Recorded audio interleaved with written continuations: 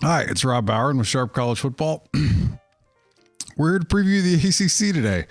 I'm really excited for this one. I mean, it's I gotta admit it was a lot. I mean, like after having done the SEC one, which ended up after the interview with Josh Pate being 2.5 hours. Like, it's daunting to set up to do one of these again. But I am really excited for this. The ACC should be a lot of fun this year. So to give you kind of an idea of like what's going to happen if this is your first time tuning in, I'm going to preview all the schools in the ACC for 5 minutes per school from an advanced stats perspective. I'm the creator of BetaRank, an advanced stats system for college football, built on the same data that's provided to this college football playoff committee. So what I would say is like what you're going to see here. And we do talk to David Hale of ESPN, who does a tremendous job covering the ACC, to help give us some insights what's going on in the camps. In the advanced stats previews, we're going to take this from the math perspective or from the stats perspective.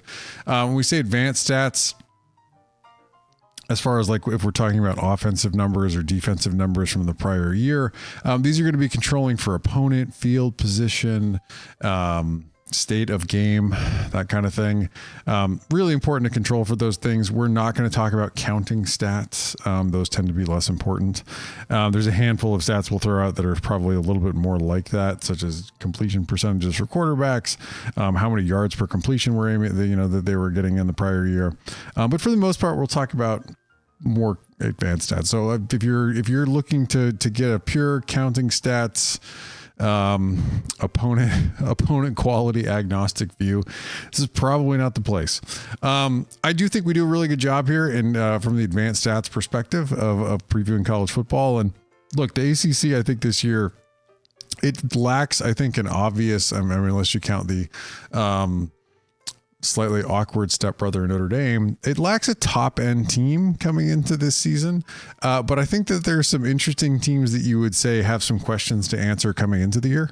And that if they're able to answer those questions or put it together, that could be potentially, like a really interesting playoff contender. It's also got some teams. I mean, the ACC has struggled a little bit in the middle and towards the bottom in the last couple of seasons. And I think just showing improvement there as well. I think a lot of people tend to focus on, I mean, if you have a headliner in Clemson for a long time, or for some of the recent time was that for the ACC, you could argue, Florida State largely was last year.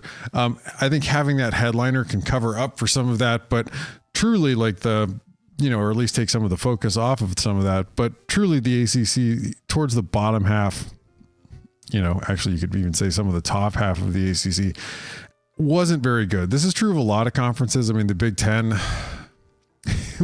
a bit top heavy. The SEC is a little less top heavy, but coming into this season, I think the ACC has a chance to be a really interesting and fairly competitive conference. Even at the top, there are a few more teams I think coming into this season that are kind of be in the range where they could knock any of the teams off in the conference, and that should make for a fun race. I think there is the possibility too, as we talk about some teams, like you were certainly adding in a few teams you're adding in Cal and SMU that are going to fill in towards the upper end of the distribution. Cal's not necessarily what you would talk about as a conference title contender for the ACC, but they're certainly going to be better than some of the teams have been last season or the last couple seasons. You also add in Stanford. Stanford's in the middle of a full-on rebuild. They've clearly got some work to do. But yeah, it's at 5 minutes per school, and as big as the conferences have gotten, it's a bit to cover. So let's go ahead and really hop in, because like I said, it's gonna take a bit to cover this. So, good. The timer started. So there's our 5 minutes. Boston College, they were 101 last season. That's not great. Clearly, Jeff Hafley was out as a result. In steps the shortest tenured offensive coordinator maybe in Ohio State history, Bill O'Brien, former Alabama offensive coordinator. I think O'Brien did a pretty good job, as the Alabama OC. He was clearly not in the same league as Steve Sarkisian as a play caller, but I would say O'Brien, I think, gives you an opportunity to improve offensively if you're Boston College. He's definitely going to be your play caller. Tim Lewis is your defensive coordinator here. Last season they were at 68 overall on offense. That was actually kind of a bit of a bright spot for them. Thomas Castellanos had a 57.3 completion percentage, which isn't great. He was 6.8 per, which also isn't great. But he was exciting. I mean, he did provide a bit of excitement for this Boston College program that really needed it, towards the back stretch of the Hafley era. Defensively, and this is really what doomed Hafley, because he's a terrific defensive coordinator. He was terrific for the Buckeyes in their 2019 run as their DC. This is how he ended up with his job. Was they just completely collapsed defensively. 116 overall. I mean, I agree. You can grade it's Power 4 schools on a 1 to 69 scale. Like there's a in there. Or maybe it's 1 to 67 now that we've exiled Washington State and 1 to 68 because we added SMU. Anyway, 1 to 70-ish scale for the number of Power 4 schools out there. This is clearly still a pretty bad offense at number 68 overall, bad Power 4 offense. At 116, this would maybe be a middle of the road group of 5 defense. They have significant problems there. The special teams weren't great, but that's a bit of a bright spot. If they have something that you can maybe hang your hat on coming into the season, even though we have them projected all the way down at 101, it's certainly that they have some returning production on offense, including the quarterback. Look, they were at 93 in 23. They were 100 in 2022. This has been a pretty bad team for a couple seasons. They don't return a ton on the defensive side of the ball. I think this is going to be an uphill challenge. I think if they can show some reasonable offensive progress this year, you should feel pretty good. They do rank at 120 overall in coaching and development. Hafley's tenure certainly didn't help that. Boston College isn't a recruiting juggernaut, as you can see. Their 2-year recruiting average is at 61 overall here. But they've managed to massively underperform even their recruiting average. Offensively last season, they were decent-ish. I mean, let's be clear, like decent-ish at drive efficiency. That's the ability to put together long drives and sustain them to put up points. They were decent-ish at explosive drives, again, coming in about that, or like roughly around that 60th percentile. Their play efficiency was really good. This is the least important of the core 4 beta rank metrics. It's outside of explosive plays, your ability to sustain yards per play. Negative drives, they're okay. I mean, I think Castellanos, mobility certainly helps here. His ability to kind of like keep things going. Their ability to avoid 3-and-outs, avoid turnovers, avoid negative plays.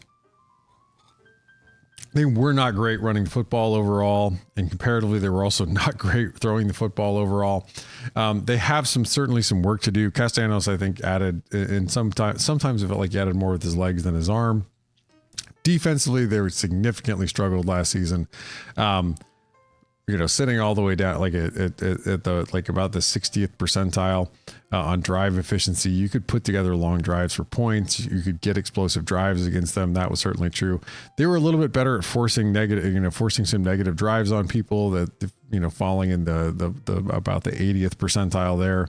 And their play efficiency was okay. Again, these are the least important, like the play efficiency is the least important of the core 4 beta rank metrics, but they really, really struggled defending the run, defending the pass, giving up big plays at the rate that they did, being unable to get off the field and not give them up long drives certainly hurt them. We're projecting them with the FCS game included at about 2.5 wins, about 1 win in the conference. The schedule is a bit rugged. You get Florida State right off the bat. Then you get Missouri. Michigan State looks likely to be improved this year with Jonathan Smith as a head coach. I think they'll be schematically and just from a pure coaching and discipline perspective, a lot better. You don't get a real break here with Western Kentucky. That certainly hurts. You're looking at them like potentially even being a 10-point underdog to Western Kentucky, even though they have that game at home. Virginia, this is a game like you're starting like we're like you're starting to get into a range of games here where like the you're going to be in double digits even for a team like Virginia. Virginia Tech brings back a ton. They were sneaky improved over the last half of the season last year. Just a team that I would say to keep an eye on. They should certainly be a heavy favorite. Boston College is probably going to need like 2 or 3 turnovers to hang around in that game even for a bit. Same goes for Louisville. That defense for Louisville has been really good. Syracuse, this game might be their best chance for a conference win, given where Syracuse is at. SMU again, like they were actually really good last season. They returned the quarterback and both core, like and the whole coaching staff. North Carolina has certainly had their struggles under Mac Brown, particularly on the defensive side of the ball, but that's a tough one. Another one to keep an eye on here is this game against Pitt to close out the season. They should have a shot in this game. They still might need to finish +1 or +2 on turnovers, but something to keep an eye on as they finish out the season. It's going to be a tough schedule and a tough year for them. I think they certainly didn't do themselves any favors getting a pretty good group of 5 on the schedule like Western Kentucky, as well as having Missouri and Michigan State. All right. Whoops. Reset the timer. All right. Cal. A team I'm pretty familiar with from having done a Pac-12 podcast for a while. Look, the Cal Bears come in. Justin Wilcox is your head coach. We've got them projected at 42 overall. They were at 43 in 23. They were at 80 in 22. They had a pretty good fall off in 22, but they bounced back last season. We have them projected kind of more in the range of where they finished last year.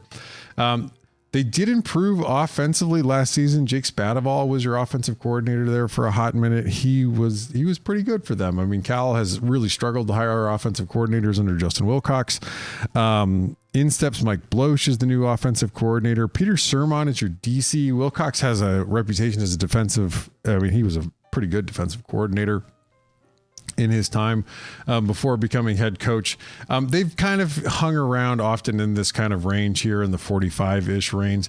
That's kind of like on the slightly wrong side of the middle of the road for a Power 4 team. In what has been the ACC, though, that's not like they're not in like too much trouble given where a lot of the ACC has been. Their special teams, however, were pretty good. That's something to keep an eye on coming into this year. Their special teams were certainly like decent. They do return a good bit of offensive production. Fernando Mendoza, who much like Castellanos was also pretty fun last season, not necessarily always good. Had some exciting moments. He had a 63% completion percentage. You're at least creeping closer to where you want to be, which in modern college football is probably around 65% as a completion percentage. About 7.0 per pass. Again, that number probably needs to creep up a bit, I think, for them to be effective. They return less on the defensive side of the ball, 56 on returning defensive production. These are Bill Connolly's returning production numbers, by the way. They grade out at 79 overall in coaching and development. Again, like relative to their overall recruiting, which they're not gangbusters recruiting in Berkeley, 56 overall in the 2-year rolling recruiting ranking. Like they're not outperforming that by a lot or, much if at all. Sitting at 56, in recruiting and sitting at 42 in the projection coming into this year. And often, really kind of being in that mid range under Wilcox. Offensively last season, they were decent at explosive drives, or drive efficiency, grading out near the 80th percentile, like doing an all right job being able to sustain drives to put up points. Explosive drives found them in the range of, sorry, I'm like a little parched here. They definitely need to find a way to put up more big plays coming in. Like their explosive drives number is definitely going to need to pick up. They were pretty good at play efficiency. Again, that's the least important. Few too many negative drives, struggled in effective rush, struggled in effective pass, relatively speaking. They're certainly going to need to pick up these numbers and be able to run the ball more effectively as well as throw the ball more effectively coming into the season. Defensively, they were decent this past year. They were at explosive drives. They did a pretty good job, finishing in the 80th percentile. They were decent in drive efficiency too, close to the 80th percentile there. Their play efficiency was quite good, but again, like that's the least important of the core 4 metrics. The effective rush number, they were better defending the run than they were defending the pass. That's something to keep an eye on here. As you go through the schedule, you're going to want to see that pass defense potentially improve for them. We've got them projected at about 6.5 wins when you count in the FCS game, and the conference wins is about 4. the schedule for them starts out pretty tough. Like Auburn, but in no way is a complete team. They certainly have their holes coming into this season. I don't think this is necessarily the year that Auburn's going to compete in the SEC, but they might surprise somebody who freezes a pretty good offensive coach. This is going to be a tough game for Cal. It's on the road. We've got it projected as Auburn is over a 10-point favorite here. Now Cal should be a favorite over a rebuilding San Diego State squad that definitely has some things to figure out, particularly on the offensive side of the football. Then they get Florida State. That's going to be a tough game for them. They're going to be at least a touchdown underdog in that game. That is away and that is a hike from Berkeley to Tallahassee. That is quite a way. Cal's probably going to need to outperform expectations, and they also may need to finish +1 or +2 on turnovers in this game. Again, like they get Miami at home. Miami's going to be interesting as well. With Cam Ward at quarterback. I'm interested to see where this Miami squad sort of shakes out. Florida State, of course, has DJU at quarterback. Like there's some interesting transfers present in the conference this season. DJU, Cal fans will be somewhat familiar with from his brief tenure at Oregon State. Just a guy that, like, you're in that game, you're certainly hoping makes mistakes. They're certainly also pretty familiar with Cam Ward from his time at Washington State. Pitt feels like a game that they're going to want to circle on the schedule as a game they need to win. NC State they didn't necessarily get a ton of favors on this schedule. NC State is one of the better teams in the conference coming into the season.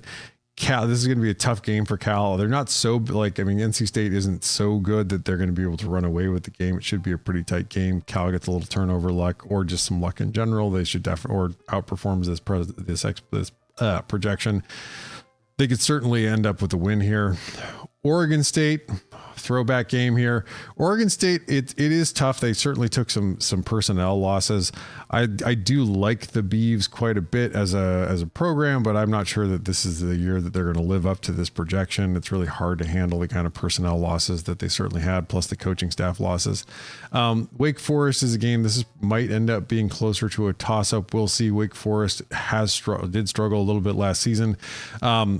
This is a game, though, again, if you're Cal, you're definitely going to need to win if you want to get to that bowl eligibility here. Syracuse is a game that they should win. Just don't turn the ball over a couple times. The battle for the axe against Stanford. They should be better than Stanford. Again, like, don't turn the ball over. Don't be unlucky. You should be able to win this game at home. SMU away is a tough one. SMU returns a decent bit of production as well as the coaching staff and quarterback, like I mentioned earlier. SMU projects to be pretty good coming into the season. Let's keep an eye on the depth. All right, Clemson. We've got them projected at 16 overall. They were at 31 in 23. They were at 14 in 22. So we are projecting them to improve off of where they were last year. Dabo Sweeney, of course, is your head coach. Garrett Riley is your offensive coordinator here. Wes Goodwin is your defensive coordinator. Look, I will fully own up mea culpa. I thought the Riley hire was going to work. Clearly it did not last season. And finishing at number 6, they managed to even get worse offensively. I was a little surprised that was possible given the talent. I think there's a lot of talk, and we talk about this with David Hale in the interview. I think there's a lot of talk and a lot of focus on the transfer portal with Sweeney, but his real problem is like he has struggled to hire the right offensive coordinator, and truly too. I mean, Venables was the best defensive coordinator in college football. You're going to have a bit of a drop off when you lose somebody that good. Defensively, they were really good. I mean, like, they're not at the Venables level that they were at, but this is still a really, really good defense. Number 6 overall. I think they still have that side of the ball figured out. They definitely, if they can get anything going on the offensive side of the ball, you are suddenly talking about a pretty good football team. Number 66 overall in special teams. I do think this is something they're going to have to improve on. In college football, the big differentiator for special teams is not actually like the return game. Pro football, the kickers are all generally really good. College football, the kickers, your mileage may vary on a kicker. So teams that have good kickers are going to score better on special teams. Those expected points that you get when you go to kick a field goal matter. A guy that's going to make more field goals is going to drive your score up more. I feel like that's pretty self-explanatory, to be honest. They are returning a lot on the offensive side of the ball. If you're a Clemson fan, you're hoping that there is some continuity and they can get things figured out with Riley. He was terrific as TCU's offensive coordinator, and that's how he ended up with this job. They returned less on the defensive side of the ball. Defensive returning production is less correlated with what than offensive returning production within next year's performance. So I wouldn't sweat this one too much. I think Clemson's got it pretty well figured out on the defensive side of the ball. They only grade out though at 38 overall in coaching and development. Part of that is that they have recruited pretty well. They're at number 13 overall in their rolling recruiting average, and they've largely, in particular with that year in 22 or in 23 last season where they fell all the way to 31, they've struggled a little bit relative to their recruiting, and they definitely need to improve their performance there. You can see the offensive struggles here when you look at the radar chart. They struggled to finish drives, put together long drives, and get points. A little bit better at explosive drives, a little bit closer to maybe like what you might think of like the 70th percentile there. Again, play efficiency is pretty good. Again, least important of the core 4 metrics. Negative drives, they struggled. Too many 3 and outs, too many turnovers, too many negative plays. They weren't great running the football. They weren't great throwing the football. When you finish at 76 overall, things are not working very well for you. Defensively, though, this is a totally different radar chart. Much more fun if you're a Clemson fan. They're pretty good at drive efficiency, finding ways to get off the field and not give up points. That's a sign of good play calling, good execution by the players on knowing where you need to be. On containing explosive drives, again, like this is a lot of scheme and knowing what to call to avoid giving up big plays. They were quite good here. Play efficiency, again, it's not as important. It still matters, and they were really good at this. And negative drives, just excellent at forcing 3 and outs, forcing turnovers, putting the offense on its back heel. They struggled a little bit more defending the run last season. They were excellent defending the pass. Something to keep an eye on whether there's any switch up or and whether that holds up there, because they do have some personnel losses. The schedule is a little tougher. I mean, I did try to preface this with I think some of the middle of the ACC, which has been okay, has gotten good, or we project them to be good coming into this year. But opening with Georgia on a neutral field isn't great. Georgia, we haven't projected at number 1 overall. We've got Georgia as a significant favorite in this game because Clemson has so underperformed where they are. Also, Georgia just projects offensively to be really good this year. We've got Georgia projected to be a significant favorite here, probably maybe closer to 15 or 16 points. But Clemson's going to struggle. Clemson, if they don't turn it around offensively in a really big way, this could be a big, fat, no fun game. Like I said, we've got them projected at about 8.5 wins, roughly about 6 in the conference. App State, this is a game they should definitely win. They've got this at home. This is a game, avoid the turnovers and you should be fine. North Carolina State's a really interesting one here. They, of course, and we will talk about them. Defensively, Tony Gibson, I think, is a terrific defensive coordinator. I really like where they are there. Offensively, I think they have some work to do. It's good. They're a really interesting team too coming into this. They're not, of course, their defense isn't at the same level as Clemson's defense. And they certainly don't have the same talent level, that Clemson does overall, but a team that's really well coached, particularly on the defensive side of the ball. Not a gimme game by any stretch with the way Clemson's offense is played. Stanford's a game they should definitely walk through, again, unless they walk face first into a wall. This Florida State game right now projects at a toss-up. They get to see DJU again. This should be a fun game. I mean, I think both of these teams come into the season with, slightly lower expectations than maybe normal. I think Clemson certainly should have lower expectations given where the offense has fared of late. Florida State, just given the personnel losses that they have, I think, it's reasonable to project, and we have them projected at 17 instead of in the top 5. Wake Forest, again, this is a game they should still absolutely win. Virginia's a game, again, you should absolutely win. The thing, if you're Clemson to watch out for here is just do not you're not so much better. You have not been so much better to the past season, in particular, and even the year before, where you can afford, against some of these teams to have a 2 or 3 turnover game. That's probably going to bite you in the butt given the way you've been playing. Virginia Tech and Louisville, is where the schedule gets a little tougher towards the end. Louisville's defense, again, with Ron English as your defensive coordinator, has been really, really good. Offensively, you kind of wonder if Brom can get it going. If he can, that becomes a really interesting game. That might be closer to a toss-up. Virginia Tech, like we talked about, like they just return a ton of production. They were sneaky improved down the back part of last season. That they're definitely a team to keep an eye on coming into the season. Of course, they could end up falling completely flat. But offensively, they really figured it out a bit towards the end last year. We've got them projected pretty highly given that performance that they had last season that we recorded, as well as how much they're bringing back. Pitt, again, like it feels like if Narduzzi doesn't really get things turned around, this is probably maybe getting closer to the end of the, I don't know if his seat's hot, but it might start to heat up. And this South Carolina team, Clemson, like I think is better than I think the South Carolina team is going to have its struggles under Beamer. They have a really tough schedule. Now look, Clemson hasn't been that much better than South Carolina like last season, but they definitely should still be favored in this game that they get this game at home.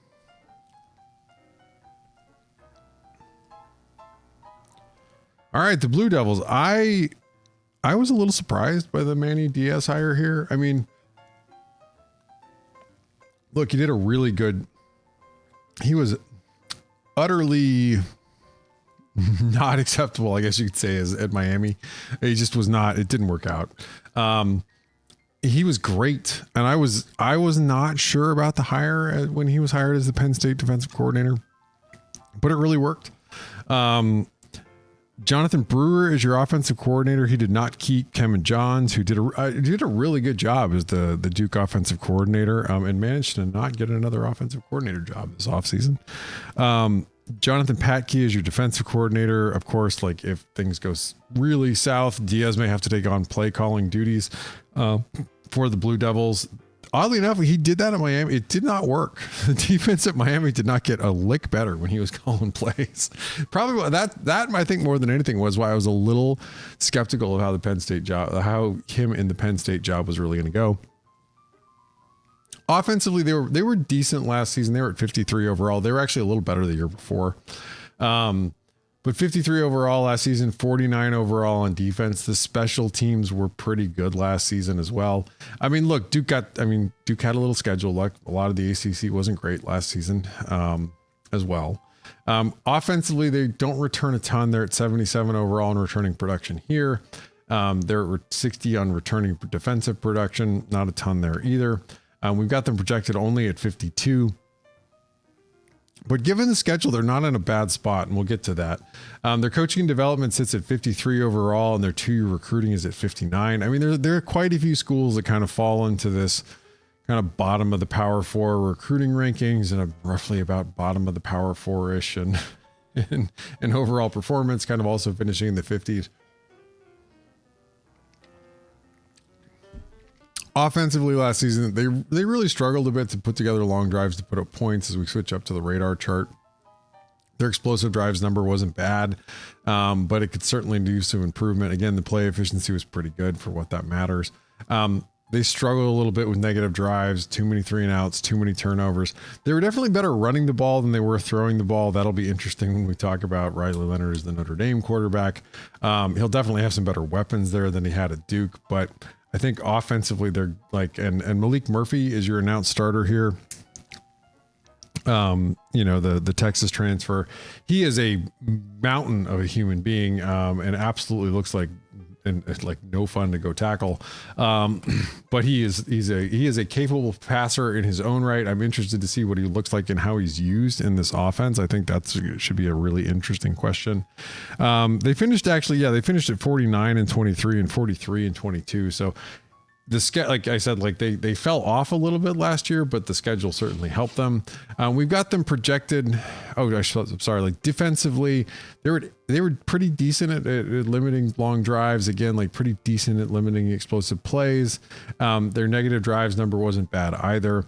They weren't great against the pass or the run. In particular, something to keep an eye on, I think, as we come into this year, like they like whether those are able to hold up. We've got them projected at bowl eligibility right at about 6 wins. but only 3 wins in conference. Their non-conference schedule is a absolute helper for them. They get a Northwestern team that I think is also like rebuilding, has a new coaching staff in place. This Northwestern squad, like they get them on the road at Northwestern's temporary stadium. They're a slight favorite in this game. This should be a really interesting game. Definitely a game both teams are probably going to need to win. They get an abysmal UConn team coming into this year. Maybe the Jim Mora effect really starts to work out. Anyway, they should definitely win this one. Middle Tennessee, they're playing in Murfreesboro for this one. I'm trying to remember. It's like there's some. I'm trying to remember the name of that stadium. Anyway, significant favorite here. Like avoid the turnovers. Like don't do dumb things on the road against teams you should beat. This game against North Carolina, we have projected as a toss-up. North Carolina's defense has been a real struggle for them under Mac Brown. They simply have not been able to figure it out. They've got yet another new defensive coordinator in play coming into this season. Of course, they've got a new quarterback there. This should be a really interesting game. I don't know that you would come into this saying like you have a really, really good handle on which of these teams is going to be better. You'd probably pick North Carolina. I mean, you'd probably, I think, lean on North Carolina given that they have a little bit more football history. But neither of these teams has performed exceedingly well and like coming off of last year. Georgia Tech, again, this might be a tight game. I think this Georgia Tech team is interesting. I don't necessarily think that they're going to be good yet, but I think that they have some good things going for them. We'll find out in the middle of the season if maybe they could be like this year's Virginia Tech that kind of starts to put it together a little bit, times the back half. The schedule does get a little tougher after this. You get Florida State at home, but Florida State projects to be about 10 points better. This SMU squad, which has, like we talked about, has some good things going for it coming into the conference. We'll see if they have the depth. SMU should be close to a touchdown favorite, even though they're on the road. This Miami game on the road is a tough one for them. Miami projects to be pretty good. They could maybe even put it together and be really good. We'll see. North Carolina State, like we talked about, defense is pretty stout. That's a tough game, also on the road. Then you get Virginia Tech, and then it finishes against Wake Forest. Again, like a team, this is a game that they might need to win to get to bowl eligibility. It's something to keep an eye on. Wake Forest itself has had a little bit of its struggles like last season as well. Both of these teams are really looking to bounce back coming into this year. All right. Florida State.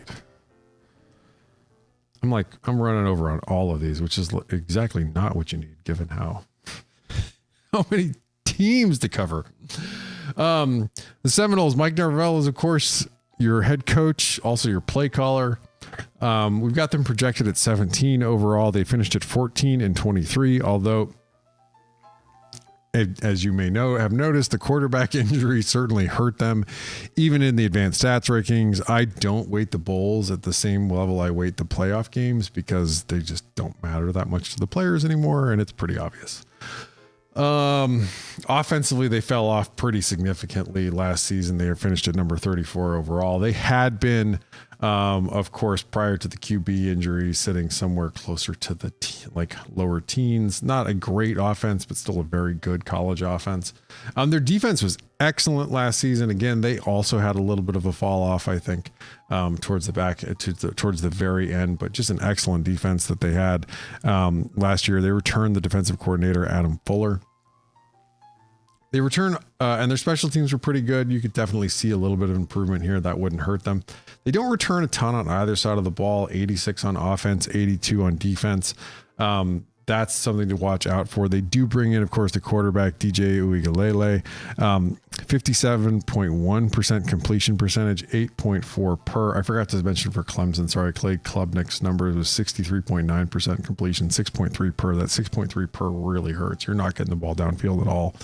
DJU last season at Oregon State would do things that made you go, wow. That is just marvel at the physical talents. You can see why he was such a highly regarded recruit. He would also do things that made you wonder if he was seeing what the defense was doing, and occasionally just have some throws that made you scratch your head. he's coming into an offense, I think that again, Jonathan Smith, he's coming from a really, really good offensive coach in Jonathan Smith to another really, really good offensive coach in Mike Norvell. I'm interested to see how they use him and maybe use him differently. He will certainly benefit from having Jonathan Smith had to build the plane out of receivers that were 5'9" last year for Oregon State. He finally got the quarterback that he really, really needed for a long time, and simply just did not have any pass catchers. Other than the tight ends. They were really good at running the football. DJU is really good at keying off of that. He, even with their wide receiver losses that they have for Florida State, is going to have a much more talented, set of pass catchers. I'm really interested to see what he could do with that. I thought, given the limitations of what he had personnel wise at Oregon State, but with a really good play caller, that he was pretty effective last season. And I think that's why you could see him at Oregon State this year. Florida State. Florida State sits at 105 in coaching and development. Their recruiting's still been pretty good. Their overall performance hasn't always been pretty good. They finished at 14 overall in 23, number 8 in 22. It's hard. I mean, I know you're looking at those numbers and be how can their coaching and development be that far down when they their performance has been pretty good? And the answer is, pretty good isn't going to cut it, right? If you're recruiting that well, if you want to end up in the very top in the coaching and development, you're going to need to develop players more like Georgia, who recruits and develops, by the way, not just recruits. Offensively, if we get up to the radar chart here, decent at drive efficiency. They were a little bit better at producing explosive drives than they were at their drive efficiency number. It's certainly something to keep an eye on here. DJU can absolutely get the ball down the field, and if they have any kind of running game that he can key off, that he can be dangerous in play action. They did have some negative drives last year, too many 3-and-outs, too many turnovers. Again, that's certainly something to keep an eye on with DJU as well. He can definitely produce some turnovers if he's really not on it. They were better throwing the ball than they were running the ball last year. Again, I'm interested to see how that shakes out given what they've got coming back this year. And I think for them too, Florida State's been an ongoing pursuit of having a rebuild of their offensive line. Norvell didn't inherit a great offensive line. Defensively last season, this is a really great radar chart for them. They were good at drive efficiency, finding ways to get off the field and not give up points. They were really good at eliminating explosive drives. Their play efficiency was excellent, and their negative drives also excellent, forcing 3-and-outs, forcing turnovers on the offense, forcing the offense to go backwards and do bad things. They were a little bit better. They were better defending the pass than they were against the run. That's not the worst place to find yourself in college football these days. But the run defense is certainly something to keep an eye on coming into this year. You never want to find yourself in a position where teams feel like they can run on you. Their expected wins, we have them projected at about 8.5 wins, 8.34 when you count in the FCS game, about 5.5, 5.68 in conference. They start out in Dublin. I don't know why we do this to the Irish. Against Georgia Tech, you feel like we could no offense to Florida State. You just feel like we could send better than Georgia Tech. No offense to Georgia Tech. Boston College, of course, is they should definitely win. They have the start to the schedule is pretty handy for them to kind of ease into the DJU era. Sort of picking up when you get to I think Georgia Tech has the potential to be an interesting team this year, particularly if the quarterback stays healthy. This Memphis team could be good for a group of 5 team. They get them at home. It's certainly a game to keep an eye on. But they, if Florida State were to turn the ball over, 3 times in this game, they could be in trouble. This Cal game, again, this is an interesting one. This is where we're going to see them probably against the Power 5, Power 4 team that we're sure is decent coming into this year. Cal should be pretty competent defensively as well. SMU, again, this is a game to keep an eye on. I'm excited for this SMU team, given everything they return. Again, I think like any team moving up into a Power 4 conference, you're going to have questions about what depth, particularly along the lines, whether they're ready for that. That's a good one for me for SMU coming into this year. But I think if they can stay healthy, they have the possibility to put some things together this year. Then you get Clemson. This should be another really tough game. We've got this projected pretty much of a toss up, and they have this at home. This should be a really fun one. Get to watch 2 offenses, I think, that are, in the last couple seasons that have been carried by their defenses a little bit. Then they get Duke. And then this is a game they should absolutely win. This Miami game is a really interesting one. It's later in the year now. We've got it projected as a toss-up. Again, like the Miami has a chance to put things together, I think, with Cam Ward. I don't know that Miami's all in, but there's certainly pressure on them to compete this season, and for Mario Cristobal to kind of figure things out. Eases up a little bit with North Carolina. They should be a significant favorite in this game with all the struggles that North Carolina has had. This game against Notre Dame is a tough one. We've got the Irish projected to be really good this year. Number 5 overall. This is on the road as well. The Seminoles, if they meet this projection, they might need a turnover or 2 in this game, or just be better than we've got them projected. This game against Florida is interesting. Florida has a absolutely brutal schedule, and they could have a brand new coach by the time this game actually rolls around and could already be mailing it in. This game could go a lot of ways, but most of the variability is more around the Gators than it is the Seminoles. Speaking of Georgia Tech. All right. So the Yellow Jackets, and I've got them right here. Brent Key is your head coach here. Buster Faulkner is your offensive coordinator. Tyler Sartucci, God, my handwriting's bad, is your defensive coordinator. They were and they finished at 48-23 and 64-22. We've got them projected at 53 coming into this year. They were at 35 offensively last year. And this is where, like, if you're going to talk about the potential upside for Georgia Tech coming in here, it's largely around this, is that their offense picked up a little bit. Haynes King is your quarterback here, 61.6% completion percentage, 7.7 per. He gets those up around 65 and maybe around 8.5. And the Yellow Jackets might be cooking a little bit offensively. Defensively, though, they struggled, 72 overall. This is a number that absolutely has to improve for them. They're at 36 in special teams. That's not bad. Again, like a number that if it improved a little bit would certainly help the case. Offensively, and this is why, again, like why if you were going to talk about Georgia Tech as potentially an interesting team coming into this year, they just return a lot on the offensive side of the ball on an offense that has been improving. Again, if Haynes King can stay healthy, this might actually be kind of a fun team. We'll certainly get to find out, and that will actually be tomorrow. We'll get to find out what they are against, what should be a pretty good Florida State defense. Defensively, they don't return a ton. They're going to they need to pick it up they need to pick it up with guys that haven't played a lot defensively. 72 is a really bad power 4 defense that they need to pick that up and improve. Coaching development, they grade out at 107 overall. They're at 50 in your 2-year recruiting. They don't recruit terribly well given where they sit, but they are, of course, sit in Atlanta, and everybody in the South recruits Atlanta and has more resources for it than they do. Offensively last season, they weren't great at their drive efficiency numbers. They were more explosive than they were efficient. Their play efficiency is not bad. Again, the usual caveat. Negative drives, they were pretty good, avoiding 3 and outs, avoiding turnovers. They were better running the ball than they were throwing the ball. That's where I'm interested with where Haynes King can get this season. I think they have the possibility, if he can stay healthy, he can develop. Maybe the receivers can develop a little bit too. This offense could break out a little bit more from where they were at 35 overall last season. Defensively, you can absolutely see the struggles when you look at the radar chart. They were all right at limiting the drive efficiency, but they gave up a lot of big plays, and that's the problem that they have coming into this year. They need to find a way to limit big plays. Their play efficiency wasn't bad. Their negative drives was pretty good. It was mostly just getting absolutely torched on big plays for them.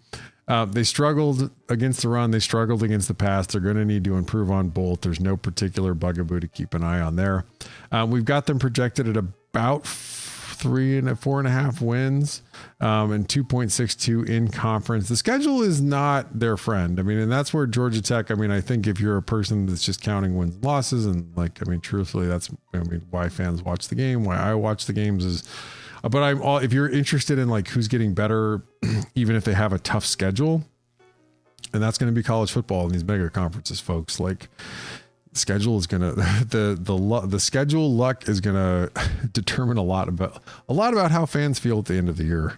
The schedule, as you could look, if you it's pretty tough towards the end. They have a little bit of a break, early after Florida State. This game against Florida State, is going to be really interesting. I'm interested to see where the offense is in particular. I don't think the defense is going to be anywhere, and that's going to make it tough for them to hang with the Seminoles. But then you get a Georgia State team that they should be better than. They should absolutely be able to win unless they really turn it over. They should be better than Syracuse. If you come out and you take a loss to Syracuse, that might be a sign that this could be a really rough year in Atlanta. Louisville's a tough one. Like we've talked about, the defense for Louisville is really good. They have to take a step forward offensively. Duke is a game that I would certainly have circled if I was a Georgia Tech fan. That's a game you probably need to win if you want to have any hope at bowl eligibility. Same goes for North Carolina. I mean, the tough thing is like these games really project as true toss-ups. The Notre Dame game, that's a tough one. Probably don't have too much of a shot there, even though the game's at home. You're going to need some turnovers from the Irish to be able to hang in that one. Look, Virginia Tech, there's a shot that they don't meet this expectation at 15 overall. I would still expect them to be in the top 25, top 30. That's going to be better than we have this Georgia Tech team projected. Of course, if Georgia Tech can get this, this offense really clicks, maybe they sneak up into the high 30s. Maybe even the low 30s, and this is like a little bit closer to a toss-up here if Virginia Tech doesn't get there. This Miami game, though, is a really tough one. Like Miami hasn't been an absolute juggernaut under Cristobal, but they do project to be decent coming into this year. Then you, of course, get North Carolina State. We've talked about they have a really solid defense. This is a tough matchup for them. And then you finish with Georgia, who's going to be no matter how much you improve, is still probably going to be a pretty massive favorite in that game. I'm still excited. I'm really excited to watch and see where this Georgia Tech offense finishes out this year. On the subject of the Cardinals, and there is the Cardinals and the Cardinal now. I know that's really esoteric and dumb, but true. So one of the few, I think there's 4 professional sports teams that aren't plural. Welcome to the conference, Stanford. We have Louisville projected at 24 overall in beta rank. Jeff Brom's your head coach. Brian Brom is your offensive coordinator. Ron English is your defensive coordinator.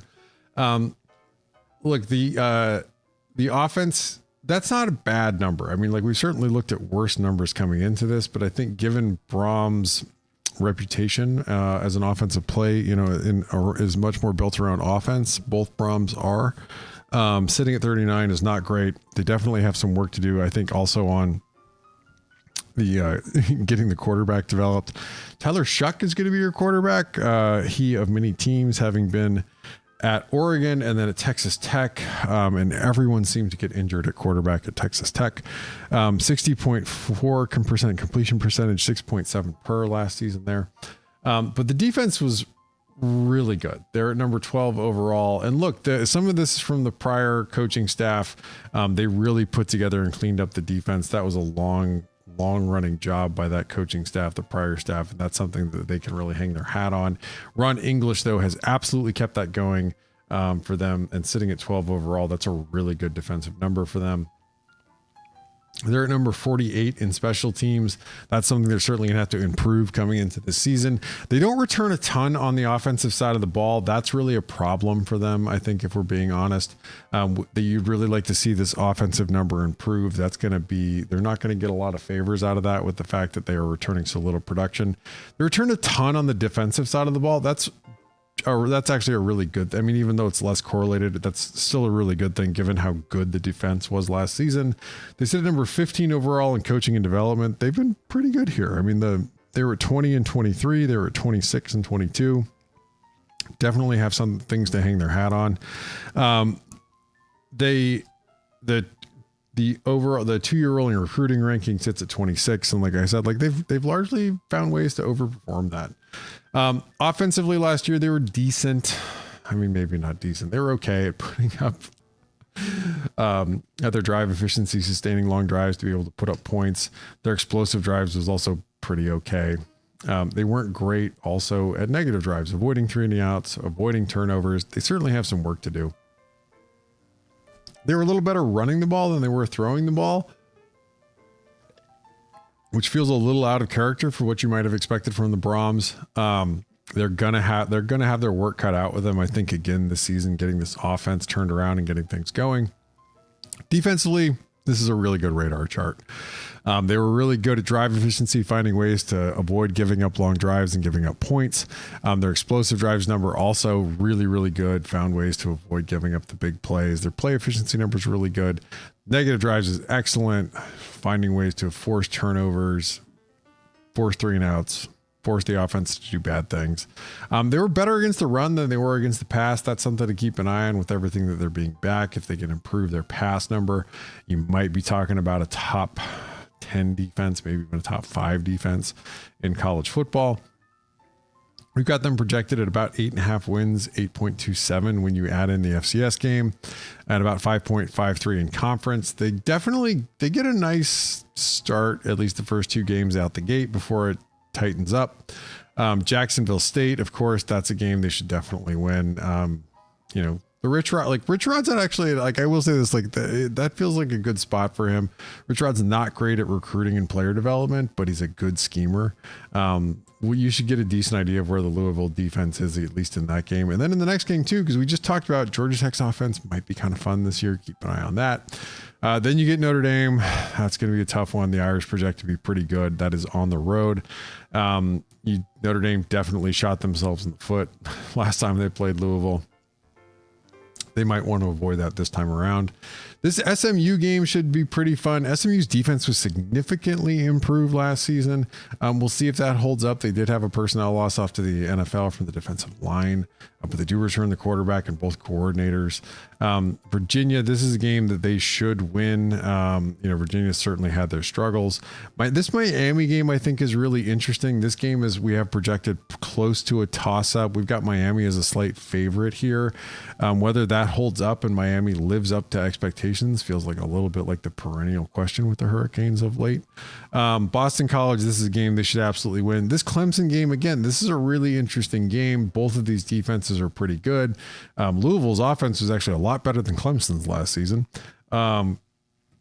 What these teams are and whether this ends up being an absolute defensive slugfest, I think is a really interesting question.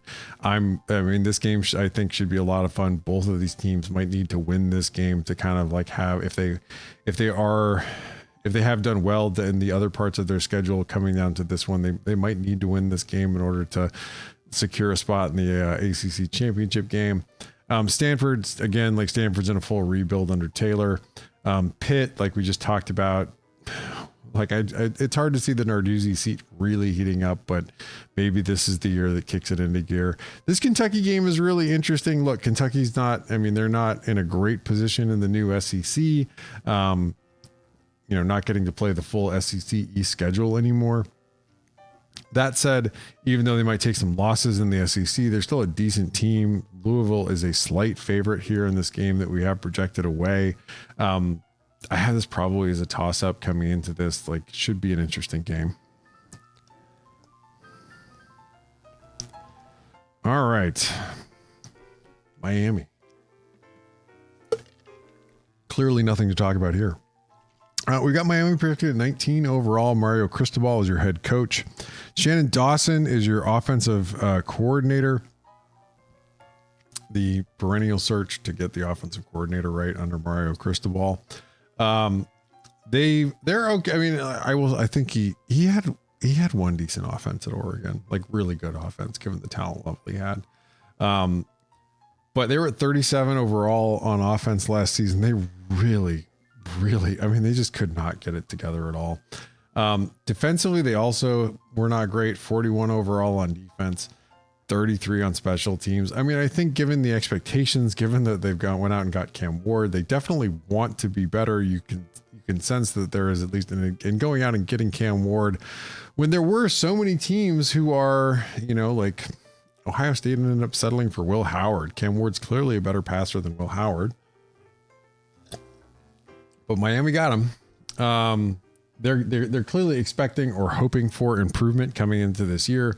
But the production, the actual production on the field has not been great. They have, but a reason to feel good is they're at 14 in returning production on the offensive side of the ball. Add Cam Ward into that, and maybe you are cooking. They don't return a ton on the defensive side of the ball, but the recruiting's been pretty good. If they can get some good coaching, get some good scheme and play calling, you could see that actually potentially working. Coaching and development for them has been absolutely horrendous. When you recruit this well, and you are finishing, and they were at 34 in 23, and they were at 89 in 22. When you recruit this well and you're this bad at football, your coaching and development's not going to be very good. Offensively, the radar chart's not great. They weren't great at drive efficiency, sustaining drives to put up points. They were a little better at big plays. Their explosive drives number was a tad better. Their play efficiency is fine. I feel like I say that for everyone because play efficiency does not have a wide distribution. It also is just not as important. Their negative drives is better, avoiding 3 and outs, avoiding turnovers. They weren't particularly strong running the ball. They were a little bit better throwing the ball around last year. That's something to keep an eye on coming into this year with Cam Ward, whether they lean more into the passing game. Ward has had moments of being really good at Washington State. He had moments of being really mediocre at Washington State. I'm really interested to see what he looks like at Miami. He should have better talent around him. Whether the play calling really gets better is something to keep an eye on. Defensively, they were okay at limiting long drives to avoid giving up points. They were okay at their explosive drives number. What they were probably best at was their negative drives number here. That's not terrible. They were a lot better against the run than they were against the pass. That's something to keep an eye on coming into the season. If they're going to improve, they have to get a lot better defending the run. We've got them projected at 9 wins, which feels quite bullish on Miami. And we got them projected at 5.5 ish in conference. They start out with the game against Florida. This is a really, really, really interesting game for me. Look, this game against Florida, like we talked about, Florida is not, they have the devil's own schedule. But it is, they shouldn't be terrible, right? And this, like, Miami doesn't project to be great. Like, I mean, Florida's like, and this is early enough that some of the Napier stuff is still only like murmurs or like, off-season hot seat talk. It will not have actually heated up yet. And so at this point, we may not be talking about a Florida team that's mailing it in. We may be talking about a Florida team that is still hopeful and believes that good things will happen to them. And this game is away. So like we've got this projected as a toss up. This feels like a game that I feel like actually is a sneaky bellwether game or a sneaky trouble game for Cristobal, potentially things heating up with, because if you lose this game to Florida and then they go into the absolute teeth of their schedule, and it looks really bad, it's going to look really bad as a loss, even though Florida might just be a decent team with a really tough schedule. Lightens up for the next 2. You get Ball State and South Florida. Don't turn the ball over 5 times. You should be fine. Virginia Tech, again, this could be a tough game for them. We've got them projected as an underdog, even at home. They really turned it on offensively last season. On the backstretch, I've talked about that a bit. They returned just a ton of production on both sides of the ball. Virginia Tech profiles like a team that's ready to make a jump. And then you get a Cal team that, again, should be competent and decent. And that might be enough if you have a bad game to give you an unfortunate loss. It is also all the way on the other side of the country in Berkeley. Louisville, this is a really tough game for them. We've talked about we just talked about the Louisville defense. I'm interested to see that Louisville defense against this Miami offense, see like really how this Miami offense holds up here. Then they get another game against what should be another pretty good defense against Florida State. And then it lets up again. Like there's sort of an interregnum in the middle of the schedule where it's a little tougher. And then it finishes out where they should be able to pile up some wins. If they can get through the middle part, like in the first half of their schedule and only take 3 losses in there, which is totally doable. I mean, and like even taking only 2 is doable if they beat this projection. then they're going to pile up the wins. Then you could be talking about like Miami as a potential playoff contender. I mean, really, I feel like any Power 4 2-loss team is going to be talked about for the playoff, maybe even some 3-loss teams in some years, but they should get through Duke, Georgia Tech, Wake Forest, and Syracuse in pretty short order. However, if they come through that stretch of earlier games and they are sitting at 3 or 4 losses, and then they took a loss in that pretty mediocre backstretch, that's going to hurt.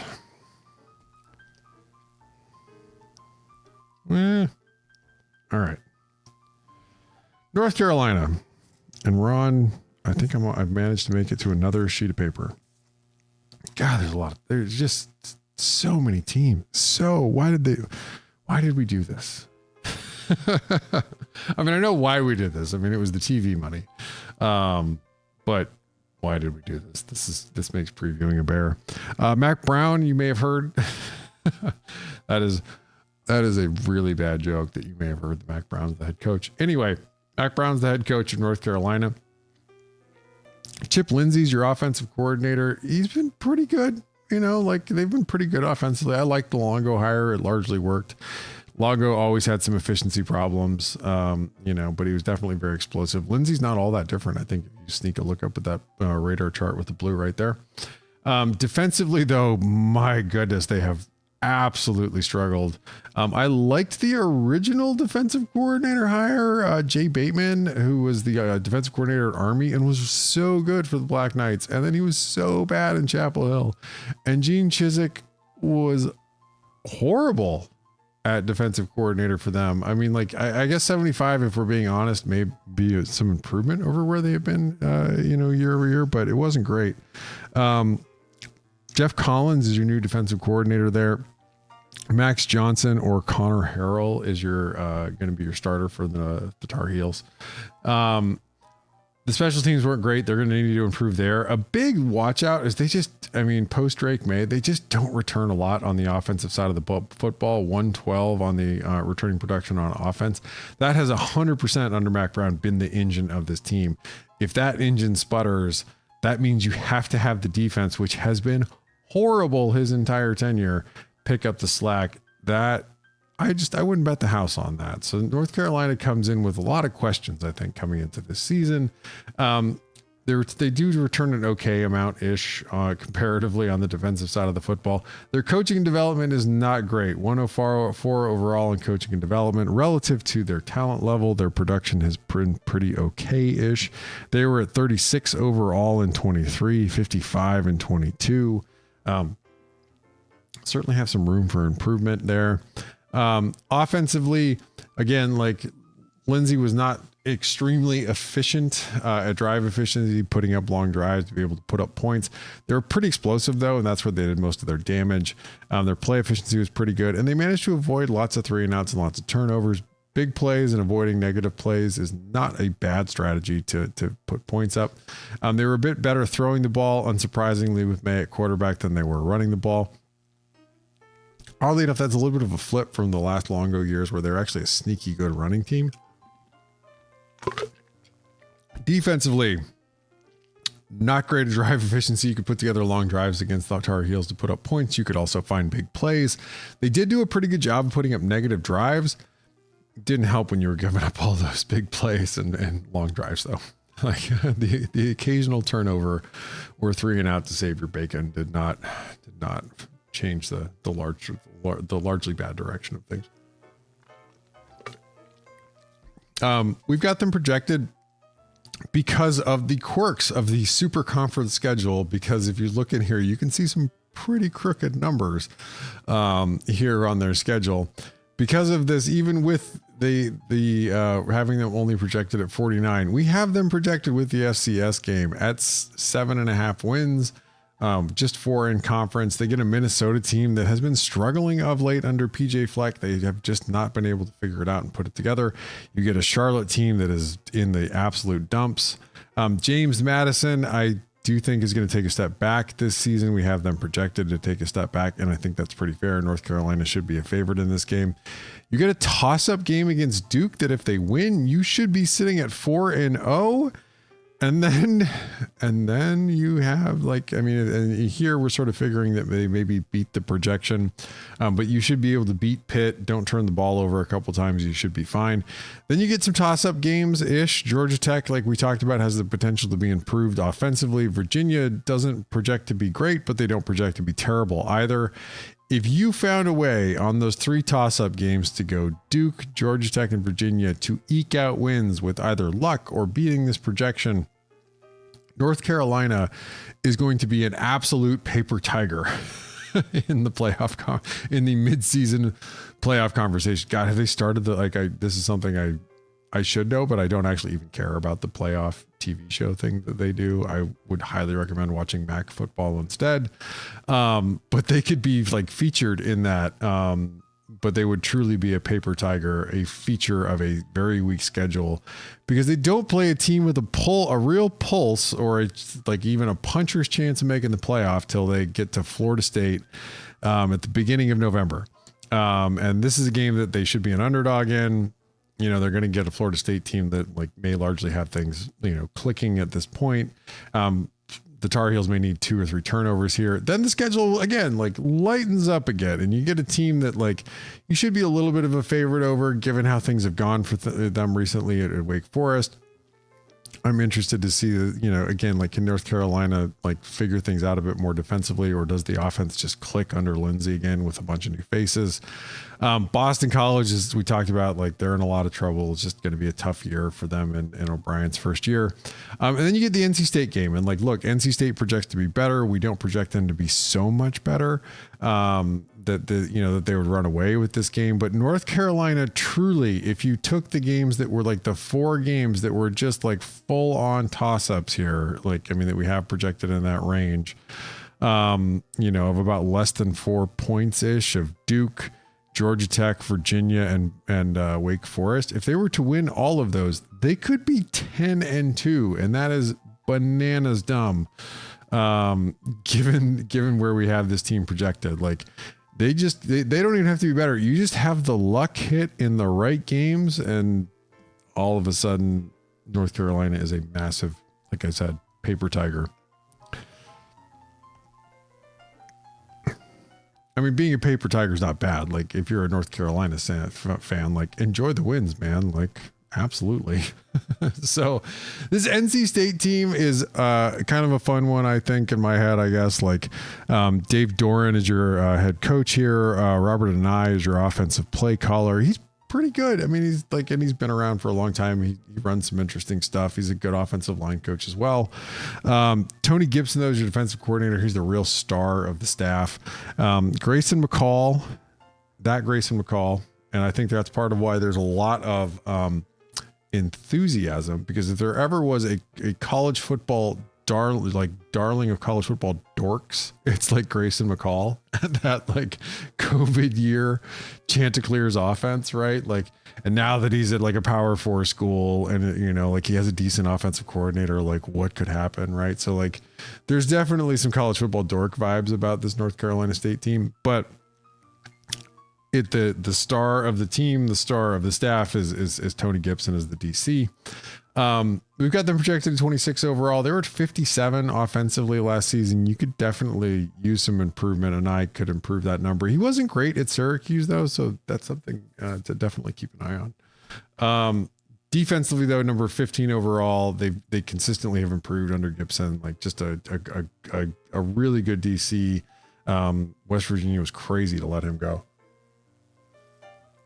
I had West Virginia fans tell me that he was actually, because there was a co-DC situation and he was let go and they kept the other guy. And I was like, oh man, losing Tony Gibson's that bad. That's really bad. And I had lots of West Virginia fans tell me like, no, I was wrong. They kept the real guy. And then their defense, like the next year, just face planted. Like, okay. I mean, I do occasionally get things right. Not all the time. That's impossible. The special teams really good. That would certainly help if they were able to keep that up coming into this year. Offensively, they don't return a ton.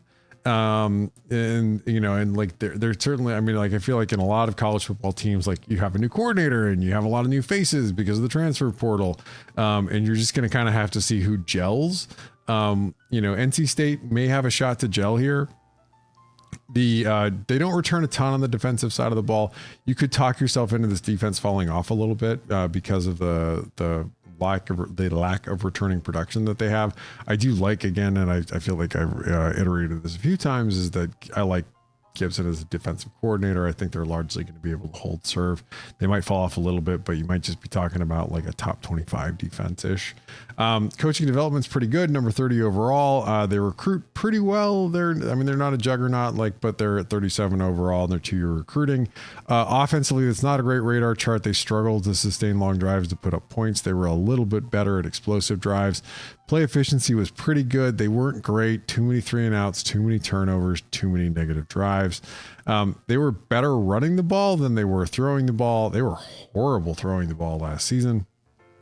Defensively, this is way more fun of a radar chart.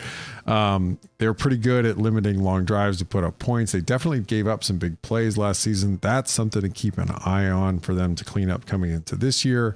Play efficiency was pretty good. They were excellent at negative drives, forcing 3-and-outs, forcing turnovers. They were a bit better defending the pass than they were against the run.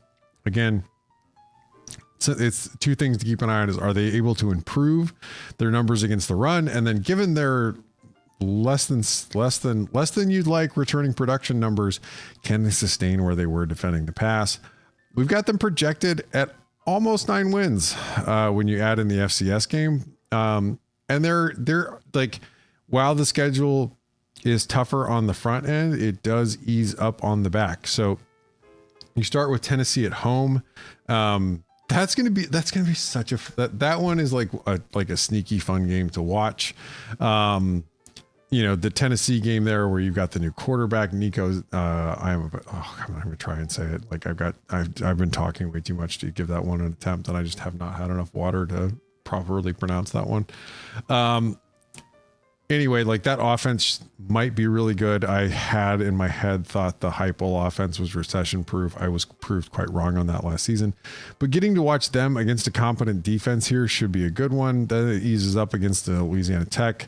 Then you get, and I think this one, like Tennessee doesn't have a great defense. They have not had a great defense under Heupel. Tim Banks is your defensive coordinator there. They've kind of sat in the 30s, but like, I think given where NC State has really performed, it's not impossible, I think, to think like this should be a reasonable like test to see where they are. They should still be able to put up points against Tennessee. That Clemson game though, that as we talked about, that Clemson defense is really good. Just something to keep an eye on here. Like this could be that game. If Clemson's offense doesn't improve, that could be a bit of a defensive slugfest. And then the schedule just really lightens up for a bit. You get Northern Illinois at home. You get Wake Forest at home. You get Syracuse at home. Those are all games that they should walk away pretty handily with a win, unless things go very badly and they turn the ball over a couple times. Then you go on the road to Cal. Cal, we talked about, is nothing spectacular, but they're probably competent coming into this season. This feels like a game that, like, if they're not paying attention or they're feeling pretty good about themselves after having racked up some wins against those, against the prior, couple teams, this is a game to potentially watch out for them. Definitely a game that they need to win if they want to be in the conversation later in the season. And then the schedule lightens up again. You get Stanford at home. You get Duke at home. These are all games that they're going to be favored in by close to a touchdown. Stanford, of course, a little more. If they can avoid the turnovers and bad mistakes, they could definitely pile up some wins here. I mean, if you're looking through the schedule, there's only 2 games here where they're not going to be a favorite. This could be the year for NC State. They've got like a favorable schedule. The one watch out, of course, is that the offense hasn't quite put it together. And with the defensive returning production, they might have a little bit of a fall off. Again, I like Tony Gibson. I think they're going to largely figure that out. It's all going to depend, I think, a little bit more on where the offense shakes down. Wrong button. All right. Pitt. I feel like I've set this up with all the if Pat Narduzzi, maybe eventually there would be hot seat. look, like they're at 70. We project them at 72 overall. They were at 106 offensively. That's actually not all that far off from where they often are. I should say Grayson McCall. I forgot to say I was 67% completion percentage, 8.6 per. Really, I've been forgetting to include those a little bit. So apologies if you were just like dying to know where the quarterback was in the prior year, if he actually was, a starter or played. They were just abysmal offensively. Cade Bell is your offensive coordinator. Randy Bates, of course, is the DC. The defense has been decent. This is not, like where you want to be. Or where Pat Narduzzi definitely needs the defense to be.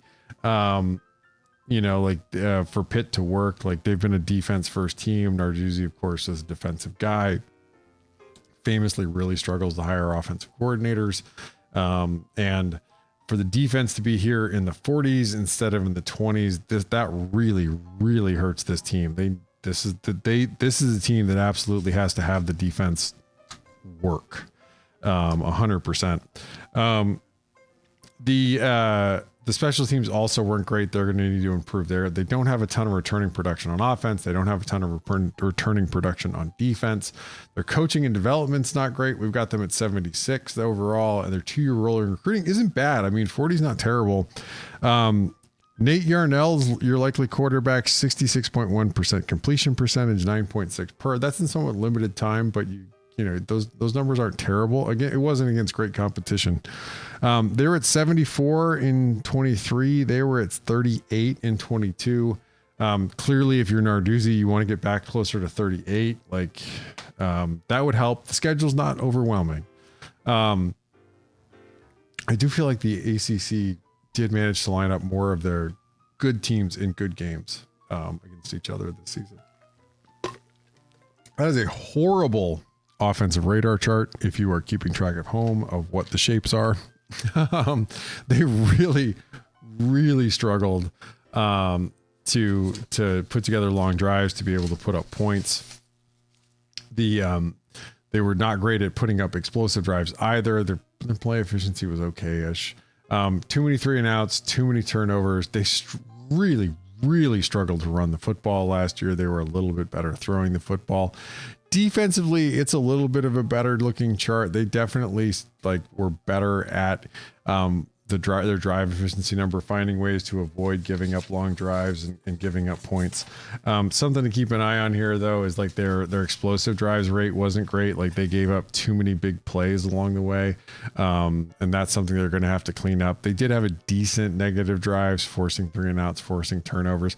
They were a lot better against the run than they were against the pass. And that's something also to keep an eye on coming into this year.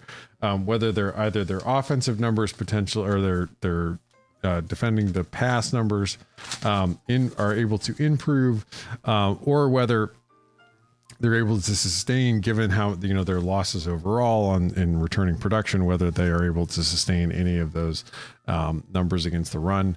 We've got them projected with the FCS game at about 5 wins. Despite all of the things I have said, the schedule's not awful, and they could potentially make it to a bowl with some luck or just beating this projection. They get Kent State to start out with. That's a great way to start. You also then get a Cincinnati squad that has been really, really struggling. Significant fall off for them since Luke Fickell departed. Then you get a West Virginia team that's decent. Pitt should be an underdog here in this game. But it's not a game that is overwhelming. We've got them projected as about a touchdown underdog here. North Carolina also projects to be about a touchdown favorite against them. Cal, again, about a touchdown favorite. These are all games that if Pitt were to find a way to beat their projection, that maybe you could talk about them being in a spot where they these games can get closer to 2 or 3 points. I think they're likely still an underdog in these games unless you see a really, really big step forward that we're not anticipating. This game against Syracuse is one that they absolutely have to win if they're going to make a bowl. SMU is probably a little bit outside of where they're going to be able to compete, but maybe you get lucky and get a bunch of turnovers in that game. Virginia, again, we're starting again back into games. They need to, if they're going to make a bowl, they need to pick off one of these games that you see that they have against teams in the 40s or the 50s, maybe 2. Because Clemson and Louisville, those are going to be very tough games. And of course, their last game against Boston College, they could come into that with, if they get enough luck, with that potentially looking for a bowl bid on the line. All right, let's talk about SMU, which is legitimately kind of a fun team. They were legitimately good, not just group of five, legitimately good team last season. They were 23 overall. The offense, of course, has been really good with them.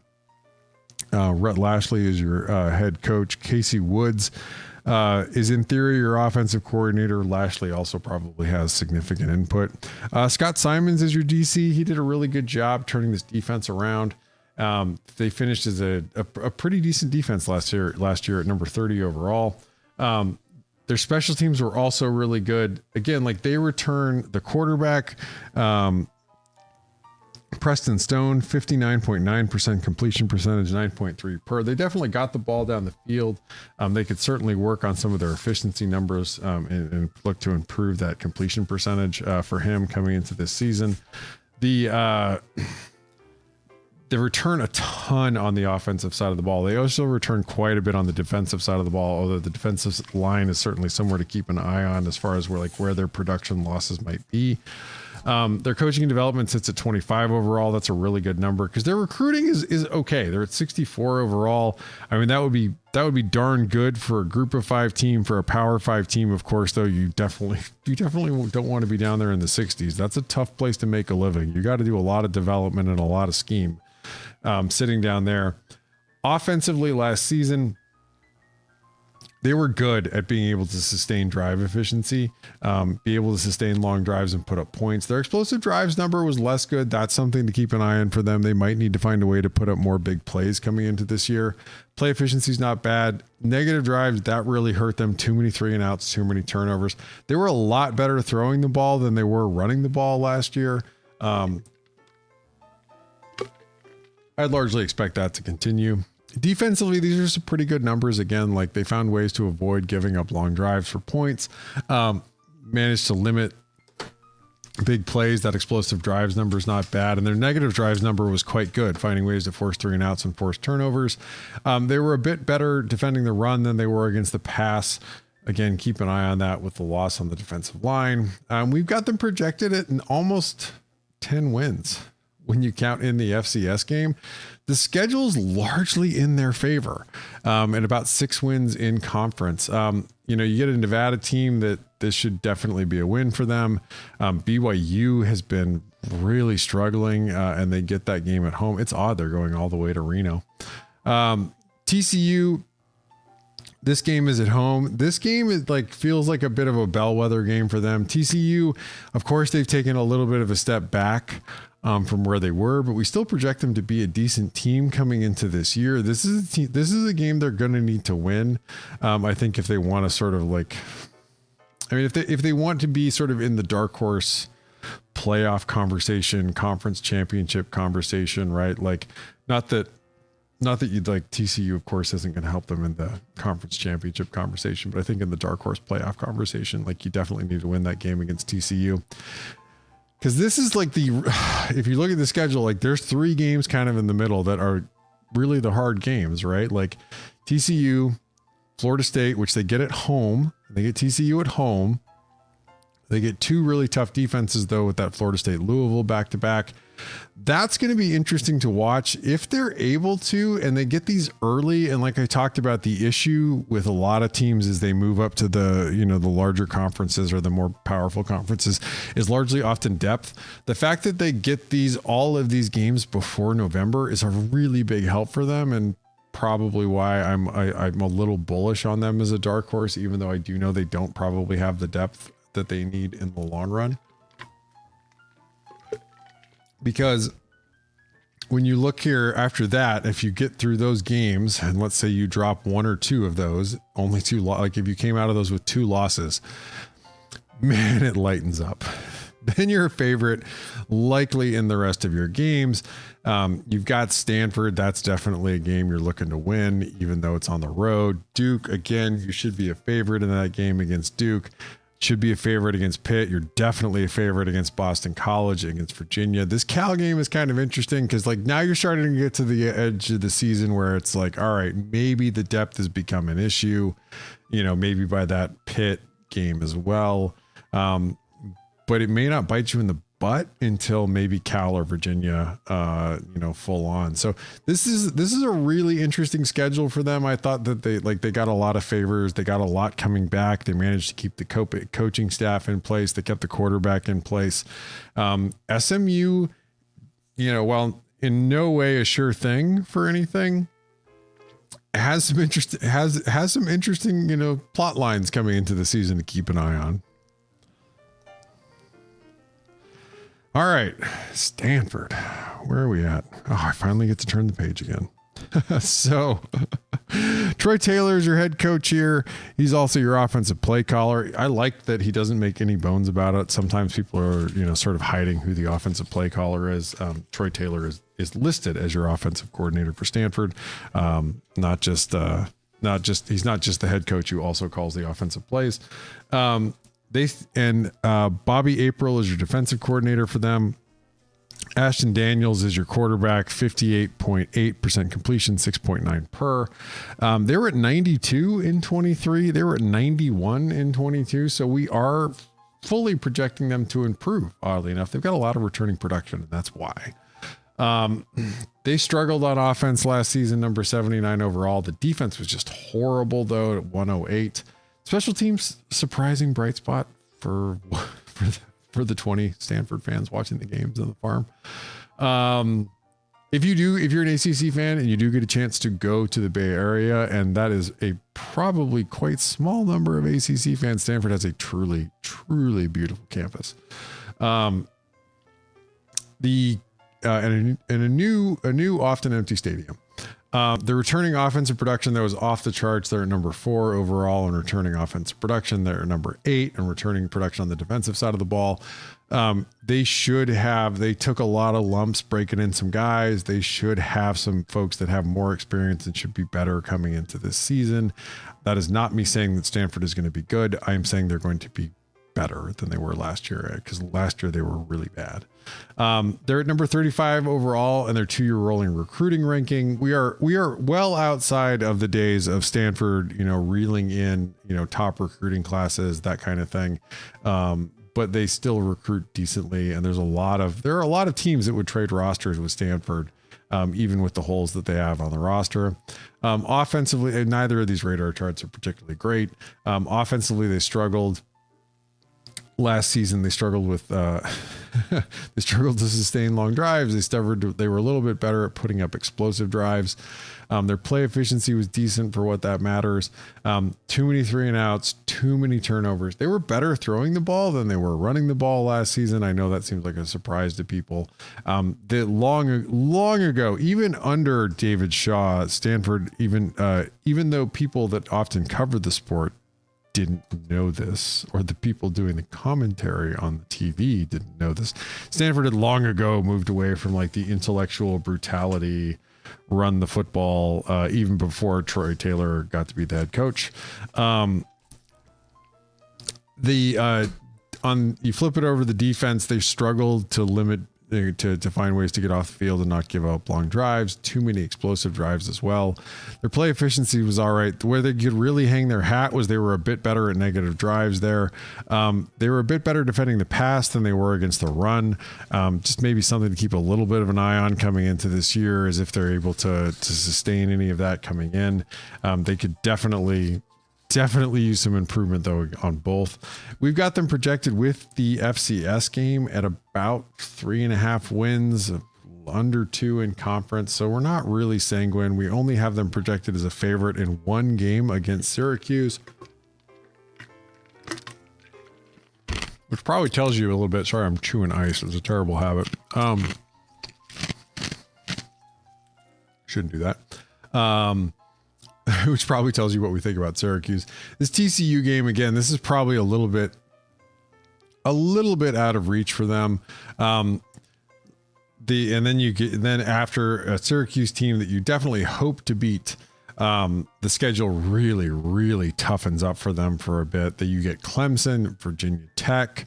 You get Virginia Tech at home at the very least, so you do force them to travel all the way across the country, which if you're a Stanford fan, you are hoping is an advantage for you. And then you get Notre Dame. That's going to be a really tough one. Then you get SMU. This Wake Forest game might be their best chance to win a game up until the end of the season without having significant turnover luck. Wake Forest would only be a slight favorite projected over Stanford. After that, again, though, man, Stanford, like we just talked, like SMU and Stanford got very different schedule luck from the ACC scheduling office. So after Wake Forest, it tightens up again. You get two really tough defenses right in a row, North Carolina State and Louisville. Then you have the battle for the axe against Cal. Cal has been more competent than Stanford of late. Cal is definitely going to be favored in this game.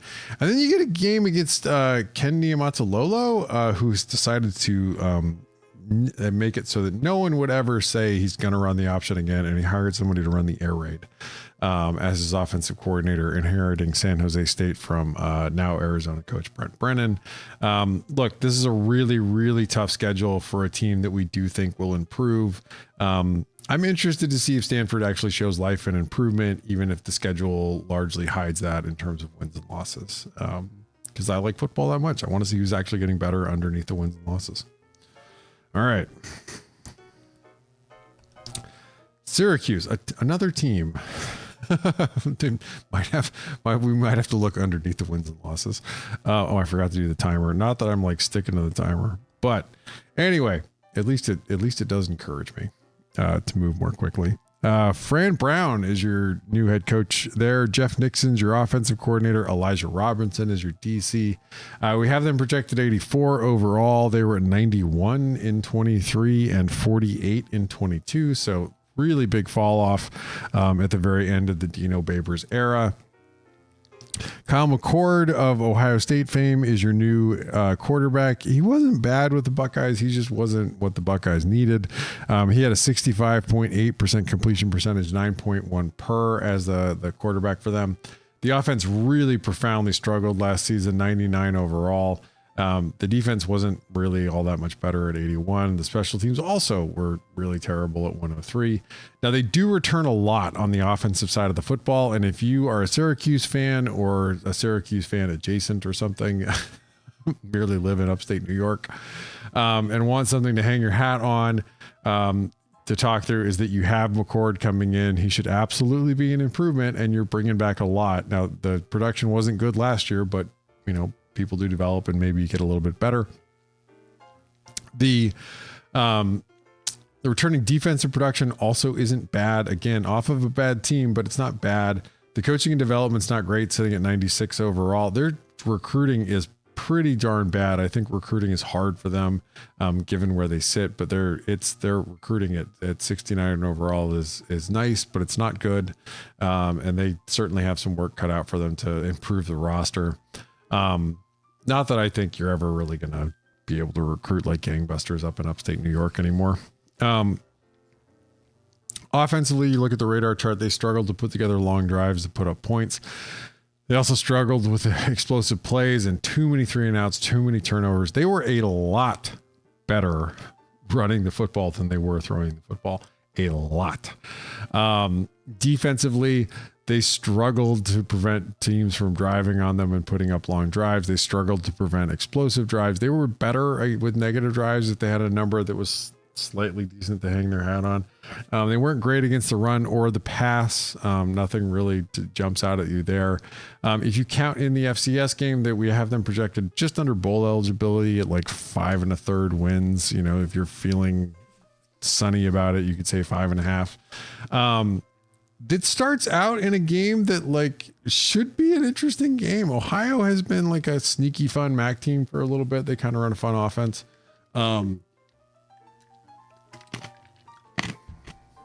They get this game at home in the Carrier Dome.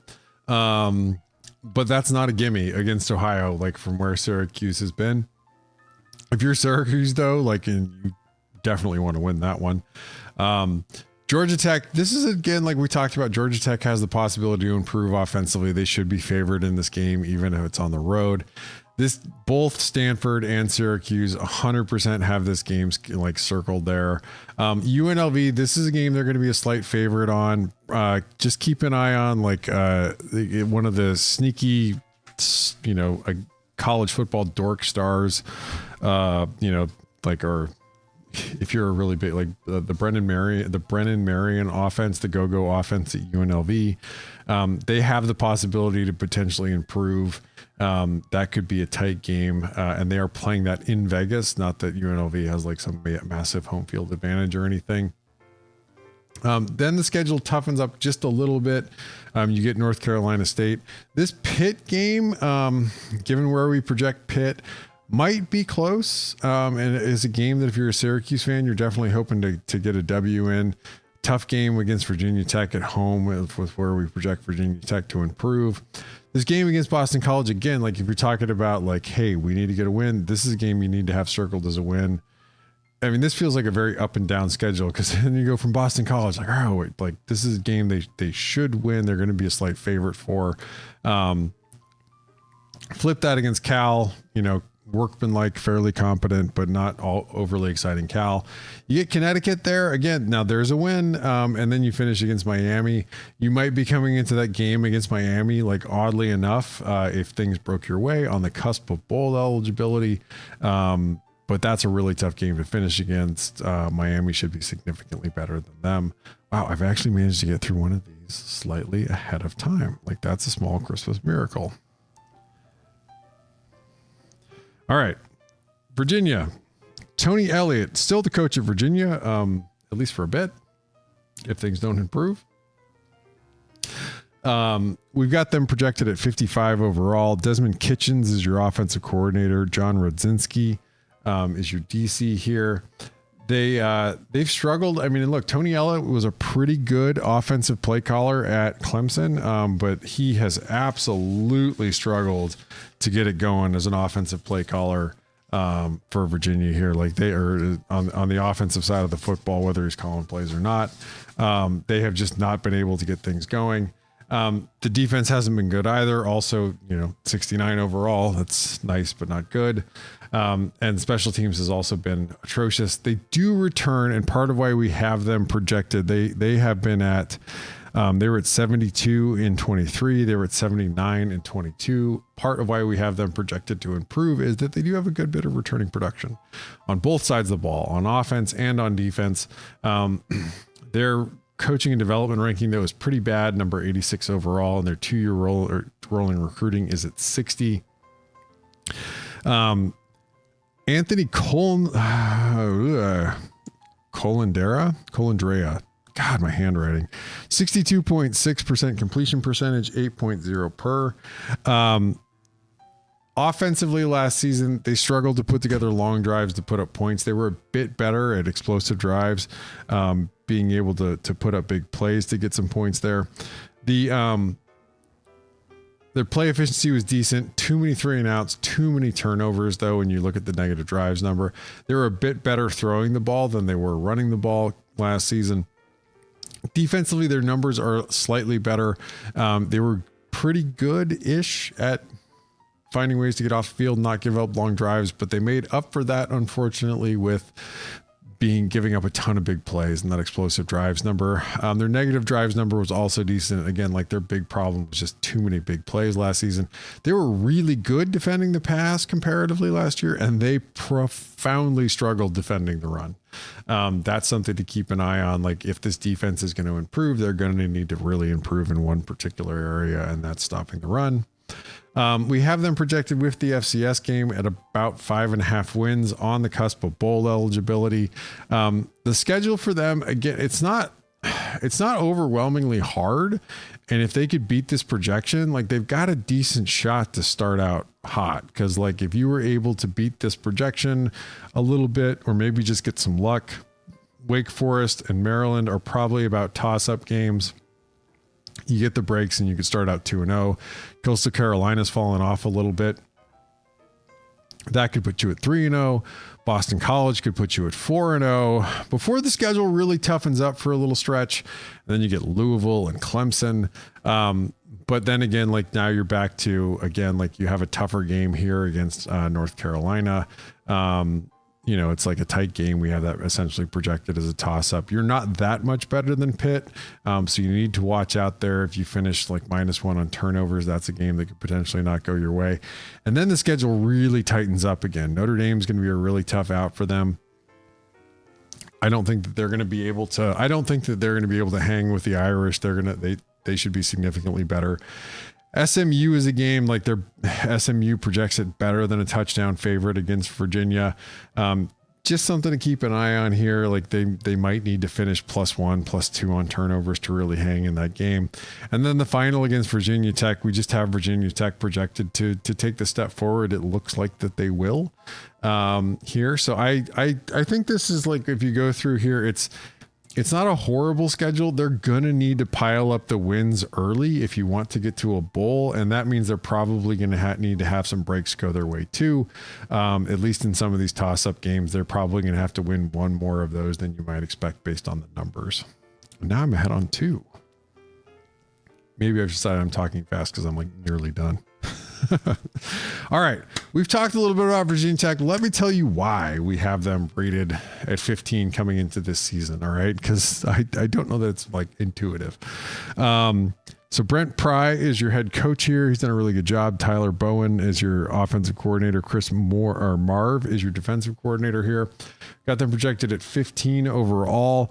They were at 41 in 23, so that is a pretty good step up, but they were at 96 in 22. They had a huge improvement year over year for 22. We are projecting them to improve again coming into the season. They were sneaky good offense. I mean, this isn't a great offense, but they improved down the stretch last year, finishing at 31. Kyron Drones is your quarterback here. Got better down the stretch too. 58.2% completions and 7.3 per. The defense struggled a little bit. That's the one. And Prize was a really, really good defensive coordinator at Penn State. Like they're going to need to get the defense going, I think in particular to reach the expectations, but they have a ton of returning production on offense. This kind of returning production off a unit that was pretty good and was improving down the stretch last year is part of why we have them projected to make this leap in improvement, is we just think that the offense should gel and should be better. They return the coaching staff. There's a lot to really like here. They also return a ton on the defensive side of the ball. Again, it's less correlated, but it doesn't mean it doesn't matter. It certainly matters that they're bringing back this production. They have an opportunity, given everything that they're bringing back, the continuity, to take a step forward. Yet again, the coaching and development's not great. They really did fall off towards the end there of the prior. I mean, the prior coaching staff really didn't have it together. They're at 68 overall. Their 2-year rolling recruiting's not bad, 34. It's certainly not in the stage where you talk about them as some kind of like, contender that's going to be able to make it year in, year out. Virginia Tech recruiting at that level is definitely a job they have to develop and scheme. Offensively last year, they struggled a little bit more with being able to sustain drives and put up points. That's something that's going to have to improve this year. They were better at explosive drives. Their negative drives was pretty good. Definitely probably their best number was avoiding 3-and-outs and avoiding turnovers. They were better running the ball than they were throwing the ball. That's something to keep an eye on too. Are they able to take a bit of a step forward throwing the ball and get more out of their offense this year? Defensively, they struggled a little bit with drive efficiency. You could put together long drives to put up points against them. Their explosive drives number was a little bit better, and their negatives drives number was pretty good. They just really need to clean up that drive efficiency number, find ways to get off the field.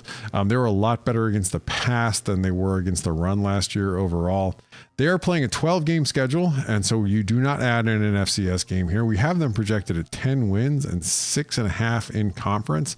The the schedule, as we talked about, like the schedule, who did the schedule office shine on? It doth shine on Virginia Tech. So on the part of the schedule that they control, you get Vanderbilt, Marshall, Old Dominion and Rutgers. That is a blessing all the way around. I think people are somewhat high on Rutgers coming into this season, at least defensively. There are some other struggles that they have beyond the defense. Also, like a lot of the Big Ten wasn't that good, and Rutgers was a little bit lucky last season at times too. But Vanderbilt, Marshall, Old Dominion, and Rutgers, you like Virginia Tech to come out of that 4-0, to be frank. The only one that I might have some hesitation on calling is that Rutgers one. I mean, maybe Diego Pavia at Vanderbilt just absolutely ruins your whole life and they lose the first game. But I like them to come out at 4-0, and then you get Miami, right? And like, this is going to be the real test. I do think that we have some reasonable questions about whether Miami is going to reach this expectation. I think you can talk yourself into that. There is some upside for Miami, too. But these teams look pretty evenly matched coming into this game. We've got this game roughly about a toss up. The winner of this game, and particularly if it's Virginia Tech, is set up really well, because then you get Stanford, Boston College, Georgia Tech, and Syracuse.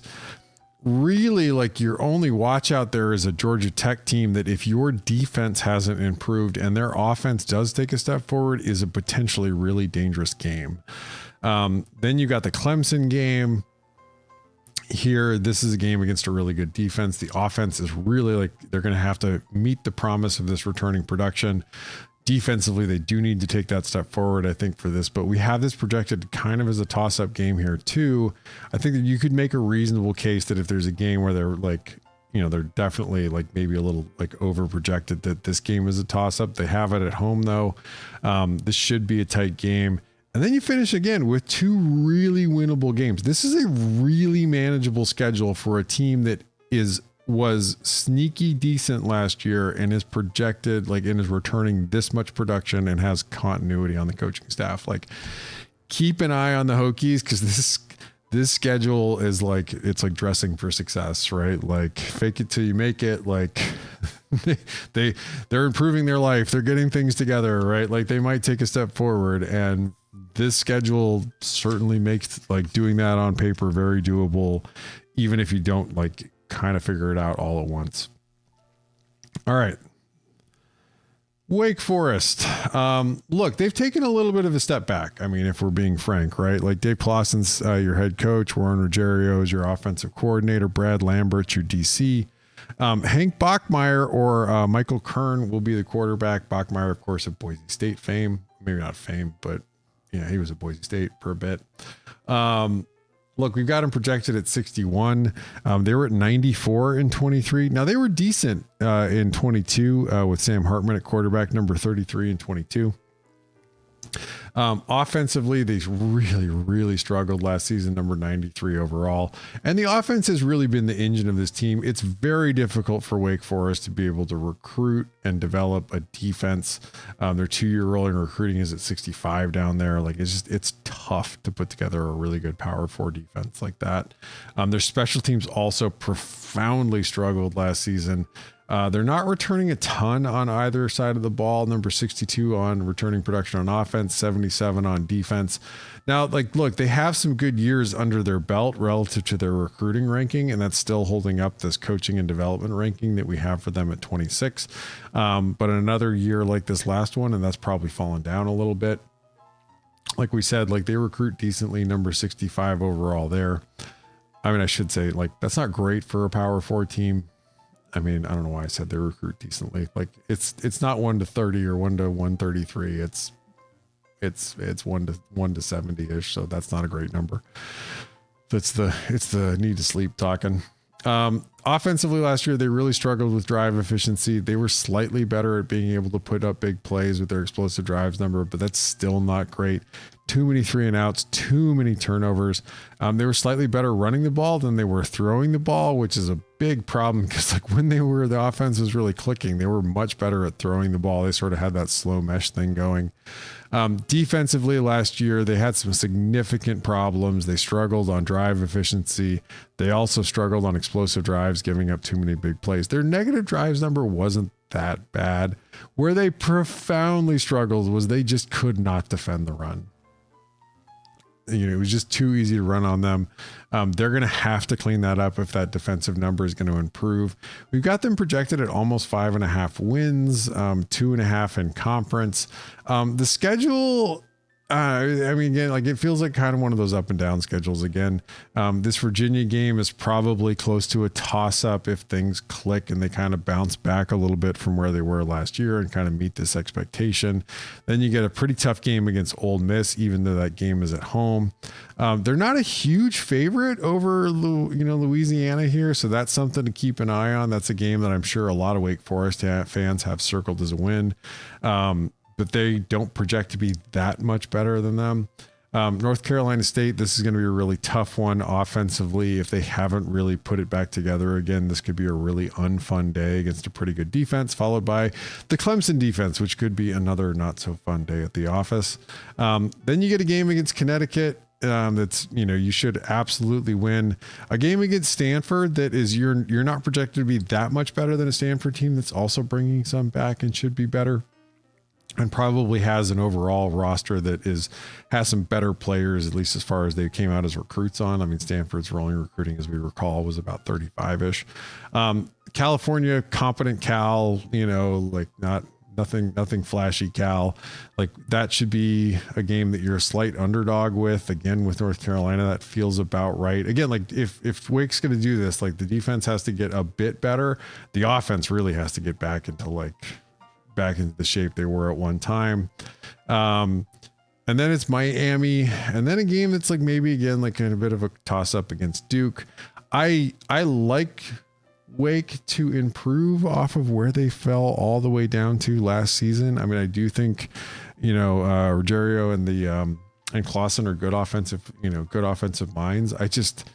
Man, that fall off was profound. And offensively in particular, the fall off was profound. And I know there's lots of reasons for why that happened, but they really need to pick that up and turn it around, or it's going to be a really tough season this year. Like I said, the schedule's not overwhelming. Like, you only get a couple, but you only have 3 really tough games within the ACC and NC State, Clemson, and Miami. Throw in the Mississippi game in there too, though, and it does toughen up a little bit. And there's just a bunch of games here against the middle of the ACC where you're either going to need luck or you're going to need to beat the projection to get through. Let's do the awkward ACC-ish Notre Dame Fighting Irish and throw them in here, because I'm not going to do an independence video. So Marcus Freeman's your head coach. Mike Denbrock is returning to Notre Dame after a stellar year, and I have to eat a little crow here because I did not think it was going to work out for him at LSU, and I was wrong. They had a really, really good year last year offensively. They were just excellent on offense with Jaden Daniels. Al Golden's your defensive coordinator here. Riley Leonard comes from Duke, 57.6% completion, 6.7 per. He's a real good runner. Definitely Denbrock likes a guy that can run. Jaden Daniels ran a lot for LSU last season. We've got them projected at number 5 offensively last season. They were actually pretty good. Number 12 overall. I didn't think it was going to work out with their offensive coordinator, even though I liked Sam Hartman. I was wrong. Like, they pulled it together offensively and were pretty good. The defense was really good. Freeman is a good defensive mind. He was originally, of course, hired on as the defensive coordinator. The special teams were excellent. Now, Notre Dame does not return a ton of production on either side of the ball. It's not bad, roughly 50%-ish of the production for both. They've been pretty good at the coaching and development, and the recruiting has been picking up a little. We've got this for Notre Dame. They're at about offensively, like their drive efficiency was decent. They're about in the 80th percentile. The explosive drives was also decent, also about in the 80th percentile. The negative drives was also decent, and they were pretty good-ish running the ball. They were pretty good throwing the ball. They didn't specialize particularly in either. Defensively, they were quite good at limiting drive efficiency, finding ways to get off the field and avoid giving up points.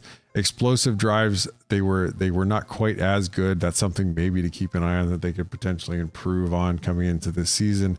Their negative drives was also really good. They weren't they were slightly better defending the pass than they were against the run. They could definitely clean up the run defense coming into this year.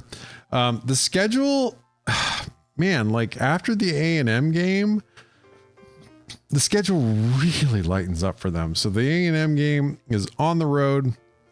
We have them as a slight favorite. I do like Mike Elko to clean up a lot of the issues with A&M, and that makes them dangerous, getting somebody that will really actually concentrate on football in place. And kind of like, you know, I mean, I don't think A&M has a complete roster, but it's still a pretty good roster. And we've got them projected at 9, but holy moly, after that, the things lighten up. You've got a bunch of games in a row where really, like, it's against Purdue that, you know, just avoid a 3 or 4 turnover game and you should win.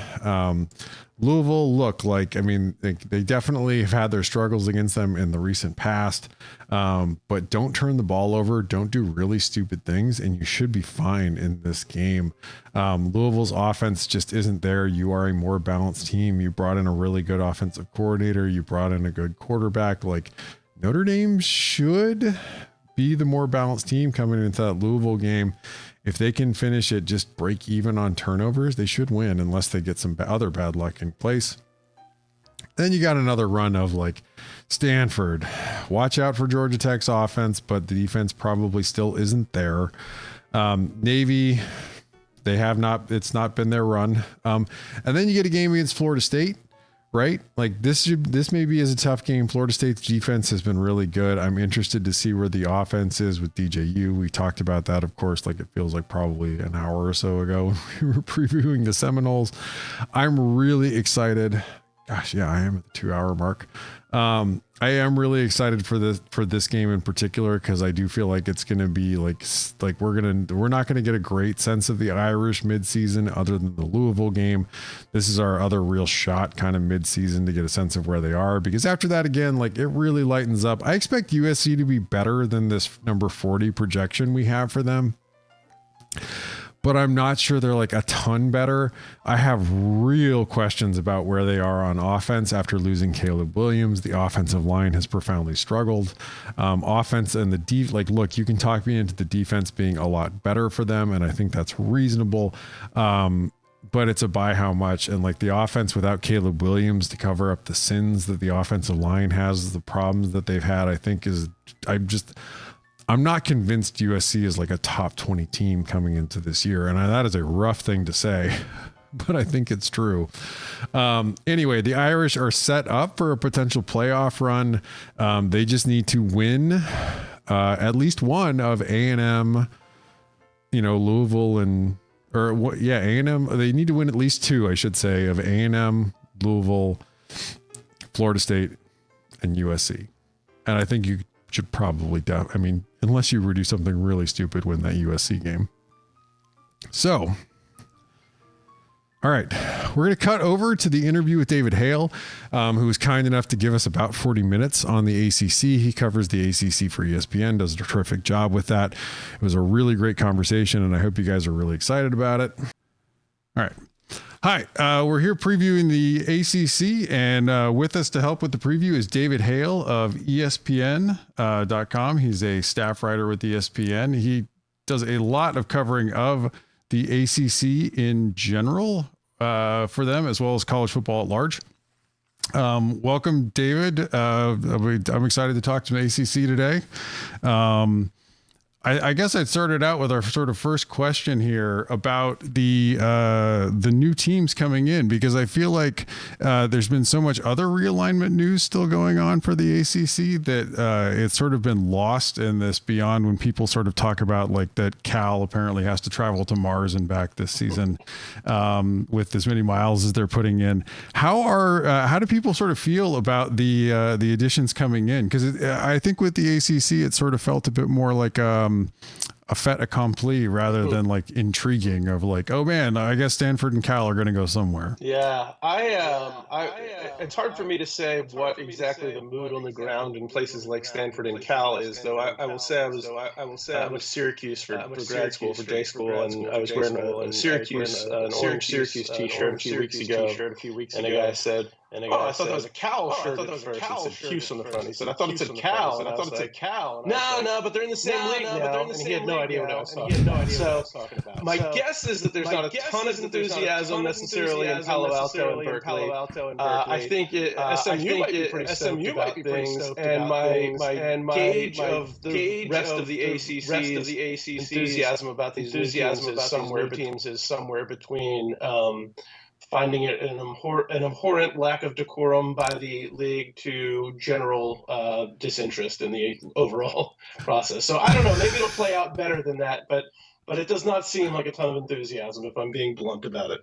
Yeah, that was what I was kind of, interested in, because the, if you're just a Boston College of the world, right, and looking at, now having to potentially travel to Dallas, but even more so all the way to the Bay Area, in a season.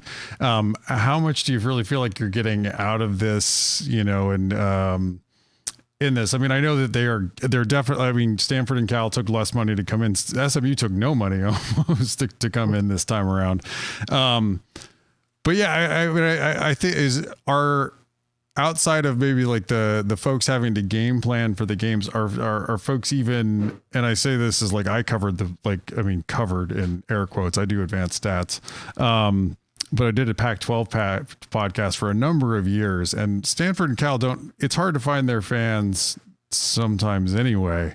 Are folks at all like talking about making road trips out to there? Is ACC media even ready to interested in covering Cal and Stanford in that kind of way of beyond just we're gonna have to take the game trip? Yeah. Well, given the state of media in general, I'm not sure how many cross-country flights like the average newspaper is shelling out for these days. Yeah. I think it's interesting. I think as a fan base, fan bases that tend to travel, Florida State, Clemson, Virginia Tech, NC State, maybe North Carolina, maybe. Those, I think you'll probably find a handful of fans who almost treat it like a bowl game to get to go to the Bay Area or to go to Dallas. And I think that'll be, something that they'll be enthusiastic about doing. I personally love the Bay Area, and I would love to get out there. We, unfortunately, as a ESPN institution, have people already stationed in the Bay Area who are going to steal this opportunity from me. Is it good for recruiting? I don't know how much of that access really means much anymore, and I don't know how many schools are truly trying, outside of quarterbacks, trying to recruit nationally on a regular basis. I think, look at for ACC network purposes, it probably helps the league, both in terms of a higher subscriber rate that they're getting in Texas and California now, and in terms of just having that extra time slot at the end of the night for late nights. All of those things, I guess, matter to some extent. I don't see it as much of a downside for the ACC. I think there's a pretty limited upside to it. The whole rest of the world in college sports is different and moving in different directions. I don't have a problem with different. I think it'll be fun. I think it'd be more exciting if Cal and Stanford had been better over the last few years. That's the other figure here, is that Cal has been about as nondescript a team as you can find, and Stanford is at an absolute low ebb right now. So it's hard to gin up a lot of enthusiasm. Well, and as conferences have gotten so large, and the ACC is at 17 teams now, and sort of with Notre Dame as 17 and a half with the league games that they give to Notre Dame. The schedule actually is sort of interesting. Stanford and Cal start out they get the kickoff. We've got 6 teams from the ACC projected in the top 26 for beta rank coming into the year. Stanford and Cal each get 4 of them. In an unusual quirk of the schedule this year. SMU only gets 2. and so it's probably for the best for SMU, because they actually have a chance to be okay. I think Cal is not a terrible team. They've done all right in the portal, and I think highly of Justin Wilcox as a coach. That is just, and this is frankly, I want to talk football as opposed to business, but this is part of the ACC's problem, is that they have too many schools that at the administrative level, presidents, chancellors, boards, are just not invested in football as a priority. Now, I'm not saying that's bad in real world aspects. It's probably good for the society as a whole that this is the case. But the reality is even if you compare it to the other sort of non-P2 league, the Big 12 is chock full of football schools that care about football. They're not the, the behemoths in the room like Alabama or Ohio State or something like that, but they're football oriented for the most part. Yeah. Stanford and Cal have other priorities, the same as Duke and Virginia and Boston College. And so I think you get a lot of this, Cal's the perfect example of a program that's had historic success, puts dudes in the league. I mean, for the longest time was among the highest schools in putting dudes into the league. Yeah. But the administration just is not interested in making football a priority. Yeah. Yeah. And not only that, I mean, the athletic department is saddled with a huge debt from having to make, I mean, because the stadium sits on a fault line, and they had to, when they had to update the stadium, they had to get it up to current modern day earthquake code. There's a lot of metaphors in here if you're looking for them. I'll put it that way. But let's shift gears and talk about some schools within the ACC that are invested in football. I think a lot of people coming into the season are high on NC State, around college football as a potential like dark horse contender to maybe grab a playoff spot. I really think their DC, Tony Gibson, is excellent. I think he's done a terrific job there. Do you think the offense, though, can take the step forward required? The offense has kind of lagged a bit behind since Gibson's been there. The defense, I think, has been really good. I guess if you're going to flip this, is this just a lot of college football nerds who are like really excited to see Grayson McCall in a Power 5 league? I was just up to Raleigh the other day to talk to Grayson McCall, and my goodness, he is a likable dude. So it's hard not to root for him. And if you watched him, I would argue that 2020 Coastal Carolina team is in like the pantheon of my favorite teams I've watched. That was not a team I was actively rooting for in my college. Like that was just such a fun upstart team in a year that we really needed a fun upstart team. And McCall, of course, was at the center of that. Look, I think he's a really good quarterback. But he is the linchpin on all of this because, to your point, I think that NC State hit some home runs in the transfer portal. They are as well equipped at the skill positions as they have been probably since the Phillip Rivers era, frankly. They've got 4 or 5 receivers, a couple of tight ends, probably 3 or 4 deep at running back. The O-line is probably not deep, but I think the starting 5, if they can stay healthy, should be really good. A lot rests on, is Grayson McCall a guy who is really good in Jamie Chadwell's offense, or is Grayson McCall a guy who can win at a higher level in a different offense? And I will say the other small part of that is Robert Anae, the offensive coordinator there, who is really fun and creative as an offensive coordinator. But you can also count on him for like 2 games that you're like, what the hell are you doing here with these play calls?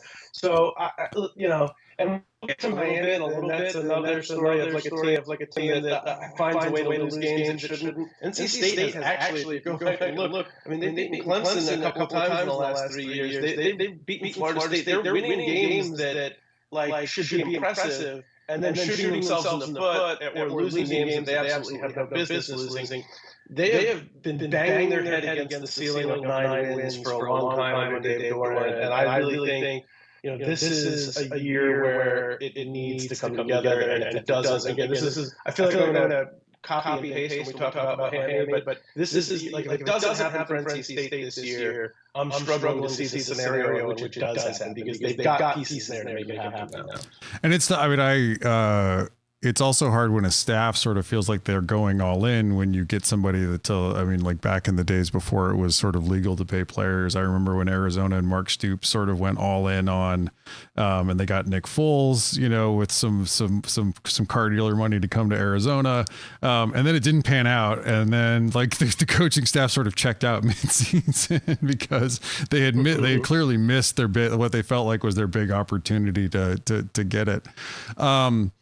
Speaking of like people that make you throw things at your television and also make you marvel at what they're doing, DJ Uiagalelei at Florida State.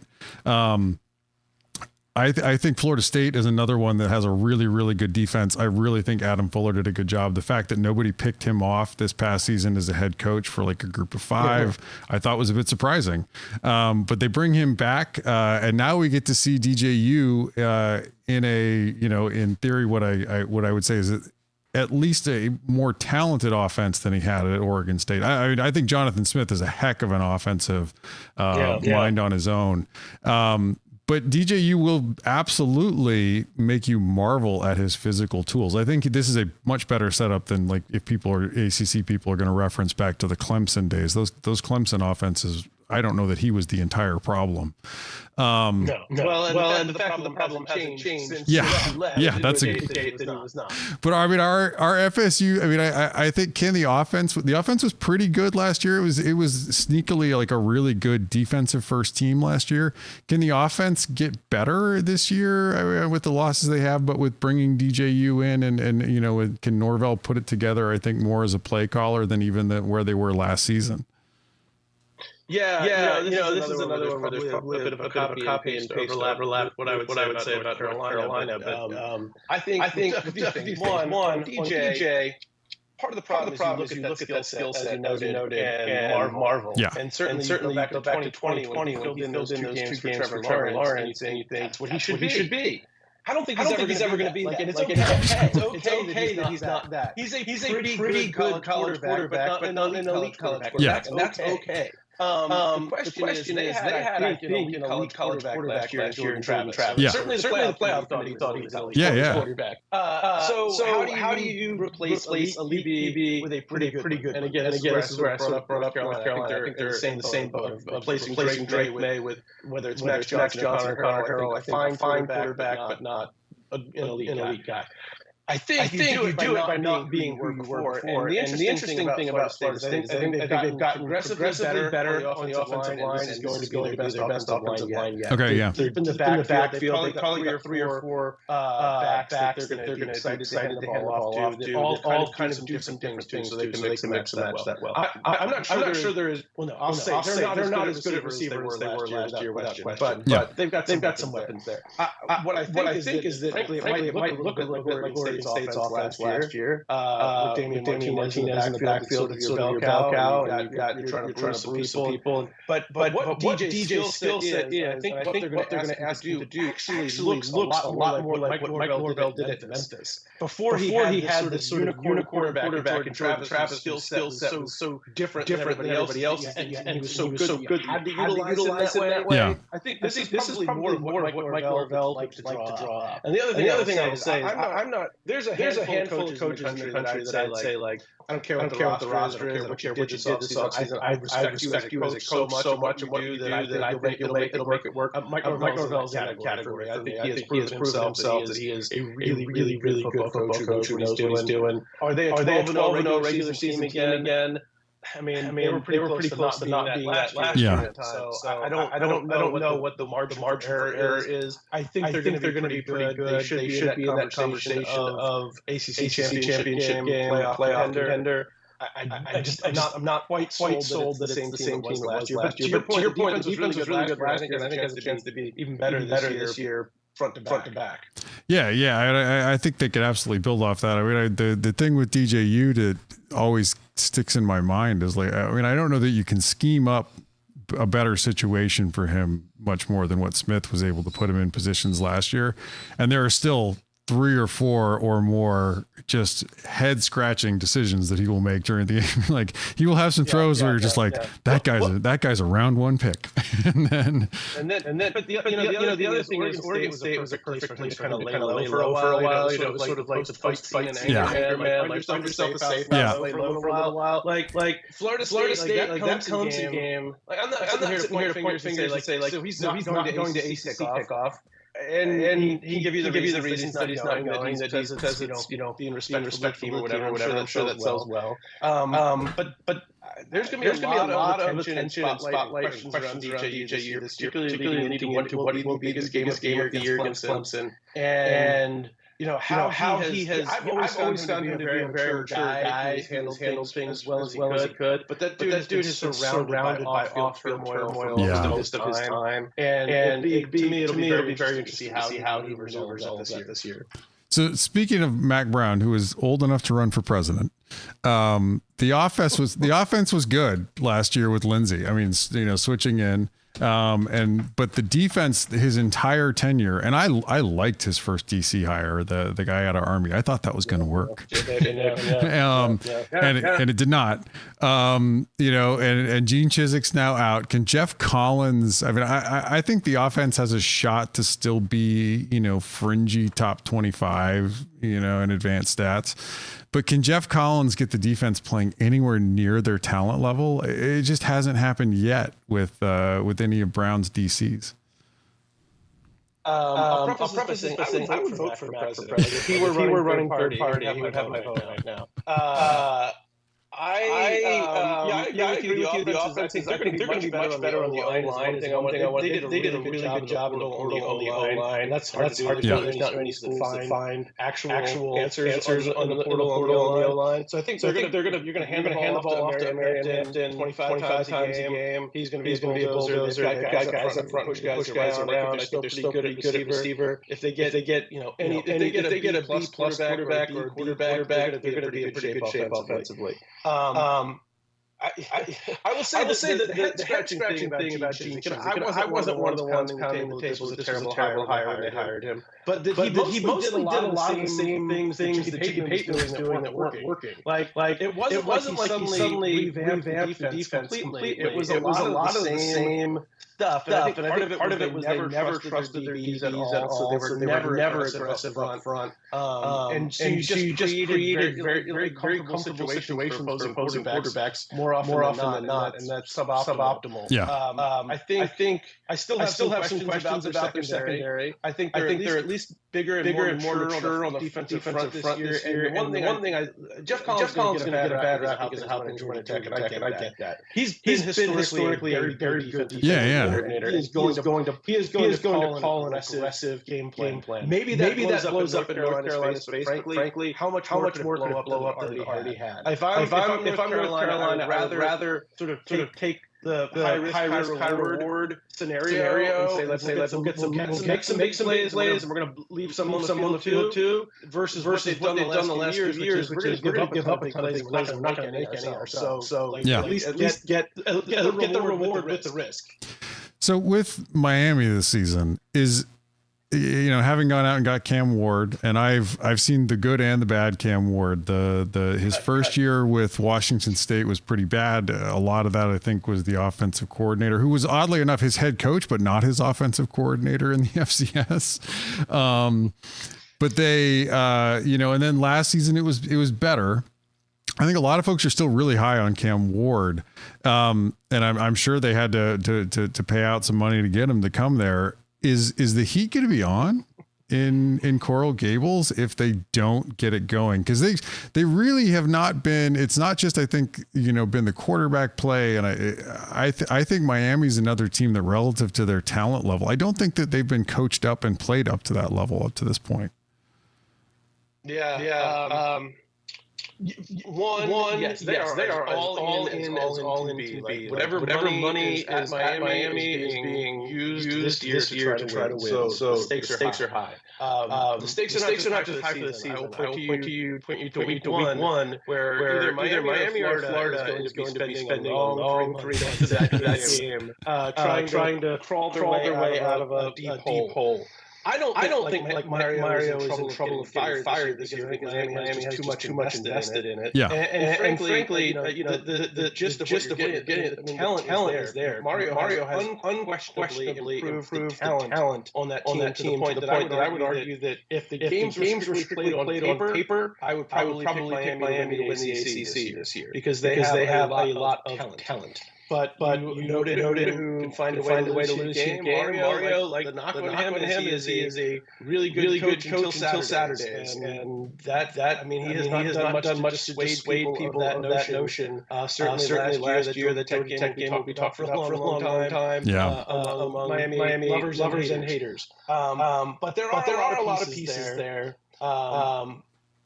There's some big hurdles they've got to get over. I need stuff that they need to prove. Again, I think if this is on paper, just with reasonable expectations on what they have, they should be if not the favorite to make the ACC championship game. But there's things that Miami has never won an ACC championship under numerous head coaches, some better than others, but they've had the most talent before and haven't done it. It's something I've got to see to believe at this point. I mean, it seems almost impossible to say that, right? Like Miami's never won an ACC championship, given the advantages, and truly to your point, like I mean, the ACC in a lot of years and of late too has been kind of middling after like the very top of the league.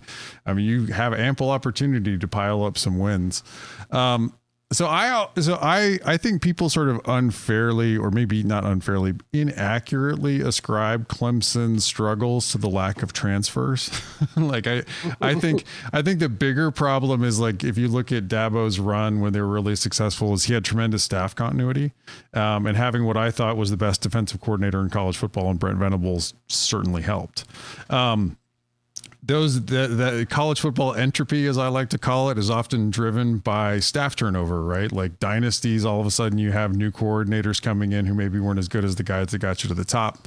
They've been able to sort of hold serve defensively. They were at, a number, I think they finished at number 6 last year in beta rank on defense, but the offense hasn't been good in a couple of years. And I liked the Garrett Riley hire. I expected it to turn around a bit more. And they really didn't. And I feel like coming into this season, just a ton rides on this. And I don't think it's about transfers. I think they have good enough players to be a lot better than where they ranked out. Is there a sense of real optimism in year 2 with Garrett Riley that things are going to get turned around? I mean, optimism is sort of a it's like going to Oprah and getting a car. Like everybody gets some optimism. It's true. Deserved optimism, I think, is a question.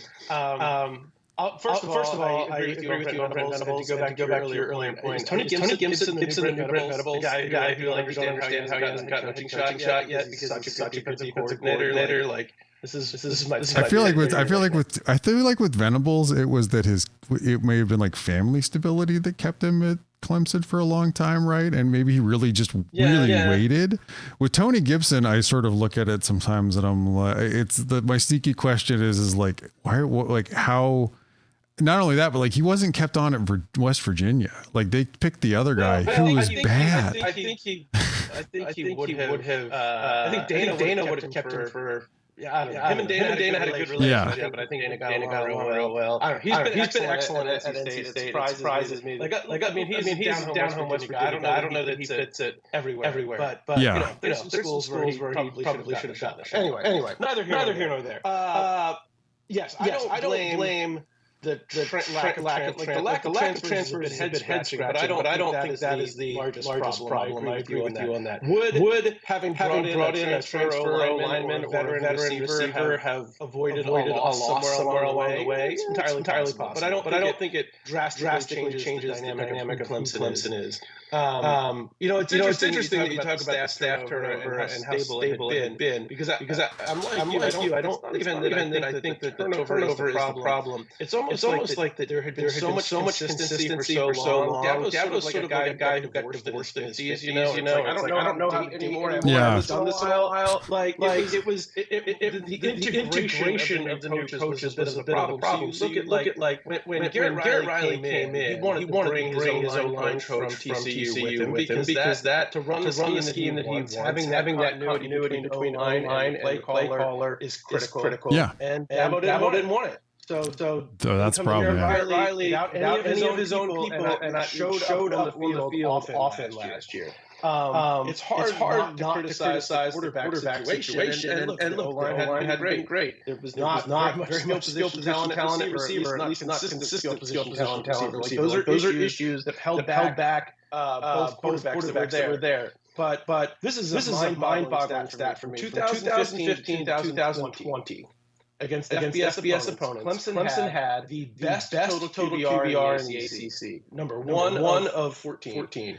From 2021 through last year, they had the worst total. They went number one to number 14 in the ACC. So that is and the fact that you can have that production from the most position of the field and still be basically knocking on the door years impressive. But I think it goes to show you don't need great quarterback play for Clemson to be in the mix for a playoff. Right. You need average to better than average. The difference is another stat. I tweeted this out yesterday. Sort of mind-boggling too. I took DJ and Cade's all of their starts in the last 2 years. 25 starts against FBS opponents. The 12 best starts that they had, which they were basically average or above in all of those starts. Clemson's 12-0. The other 13 starts, Clemson is 6-7. So it's like when they're good, really good. Yeah. Clemson win.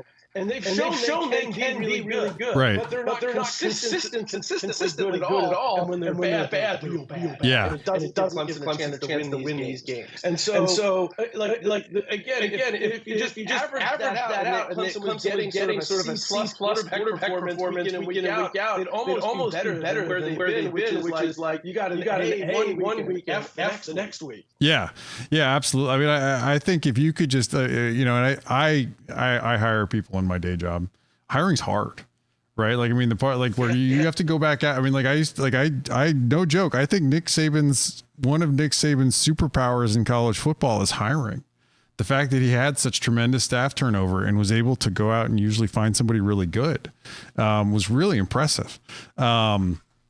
So yeah, I mean, I'm with you. I completely agree. I think that analysis is pretty spot on. I'm interested to see how they sort of shake out this season, and if like continuing to like run face first into a wall on offense will lead to any significant changes kind of coming through.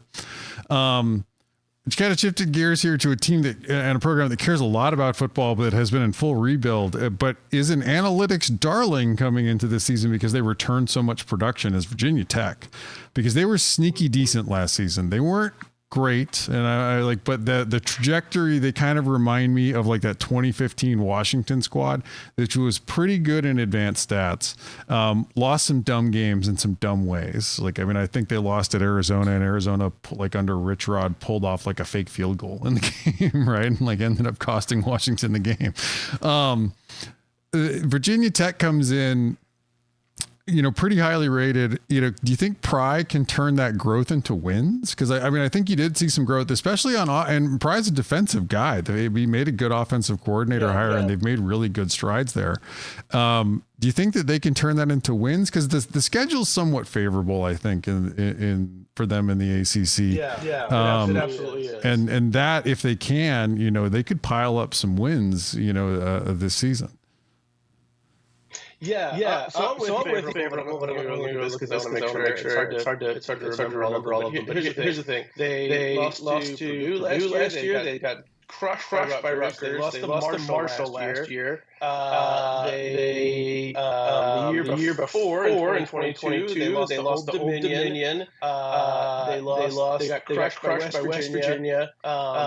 Lost to Duke. Lost to Georgia Tech. Like this is a team that has, you can say, the schedule's easy. Okay, they won easy games. But I remember talking to Brian last year before their bowl game, and he was like, "God, I'm killed to go back and play the first half of our schedule, the team that we have now." And part of that was Kyron Jones, their quarterback. I think is the biggest change, open things up. But if you go back and look, as I'm sure you have, like numbers, like they won games because he could do more outside of the pocket. He was good. He's a good runner. He could throw the ball downfield. He's got a good arm. But like as a standard sitting quarterback last year, he still struggled a good bit. And that part needs to be better because when they run into better opposition, they are going to really struggle. I think to win. If they're constantly playing a make something out of nothing scenario with eventually you're going to make nothing out of nothing. So that to me is where I need to see development. But you're right. There's tons of pieces. They're getting Allie Jennings back from what was basically a full season injury last year. They've got some skill position guys. They kept most of the talent that they had. Strong, really good. APR up front, really good. They brought in the defensive tackle who's really good. I think that's going to be a good team with a manageable schedule. But again, sort of like getting back to Miami. I want to see it because as much as it felt like by the end of the year after that bowl game, it felt like Virginia Tech was like a 10-3 team knocking on the door. They were 7-6 last year with some bad losses. So there's I think further to go than people thought there was. But I know from talking to Pry, he's very aware of that. And so there was not like at the end of the season, let's have a celebration for Virginia Tech. I think he understood this offseason was about getting a lot further ahead. Yeah. Yeah. My other sort of like sneaky team that I think maybe like SMU was pretty good, and not just in a group of 5 way last year. Like they profiled as about a mid-level Power 5 team in the advanced stats last year. They have a lot of returning production. They kept both coordinators, which I was a little bit surprised at, that they were able to keep both coordinators, and none of a bigger Power 5 school didn't come and poach them. They have a really favorable draw. They only got 2 of those teams that we project into the top 26. Are people prepared, I think, in the ACC for SMU to potentially go on a run, in the league this year? Because like the way in a league this big and without divisions anymore, schedule determines a lot. And if it's top heavy and you have some misses in a particular year, you can really rack up some wins.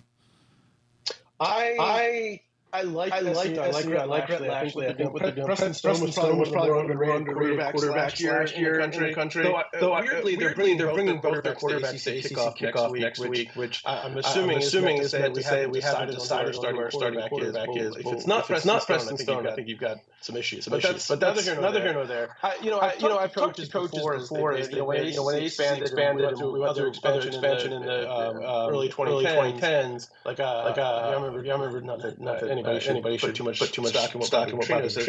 I remember talking about Petrino about Louisville going from the Big East to the ACC and what the challenges were. Coaches routinely say the same thing.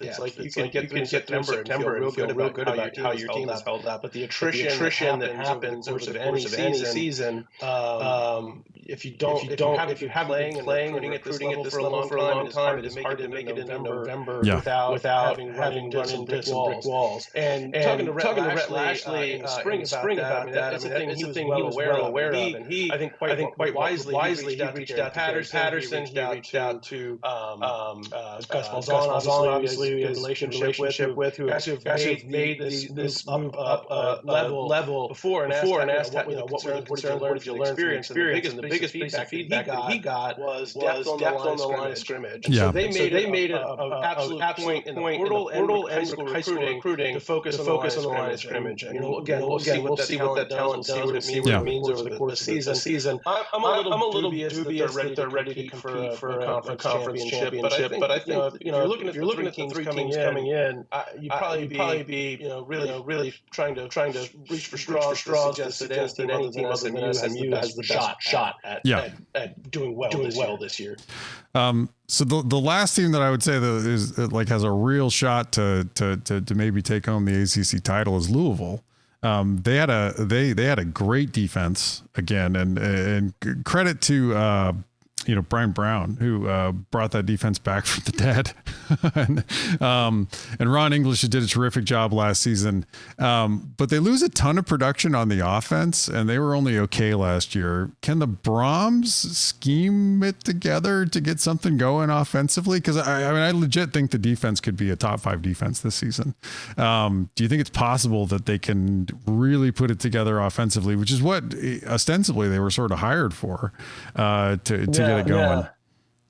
I think they can, and part of the reason I think Jeff Brom is as good in offensive mind as there is in college football. He's really good at this. And I think they went in last year knowing that their best chance to win was high floor, maybe lower ceiling performance on offense, and that's what Plummer gave last year. I mean, he was a guy who he knew Brom, he knew the system, he was a good fit for introducing the rest of the team to a new system. He kept them from losing a lot of games. They went 3-1 against top 40 defenses. I think last year I had them, and he was terrible in all of games, basically. So the bottom line, I think they get better quarterbacks.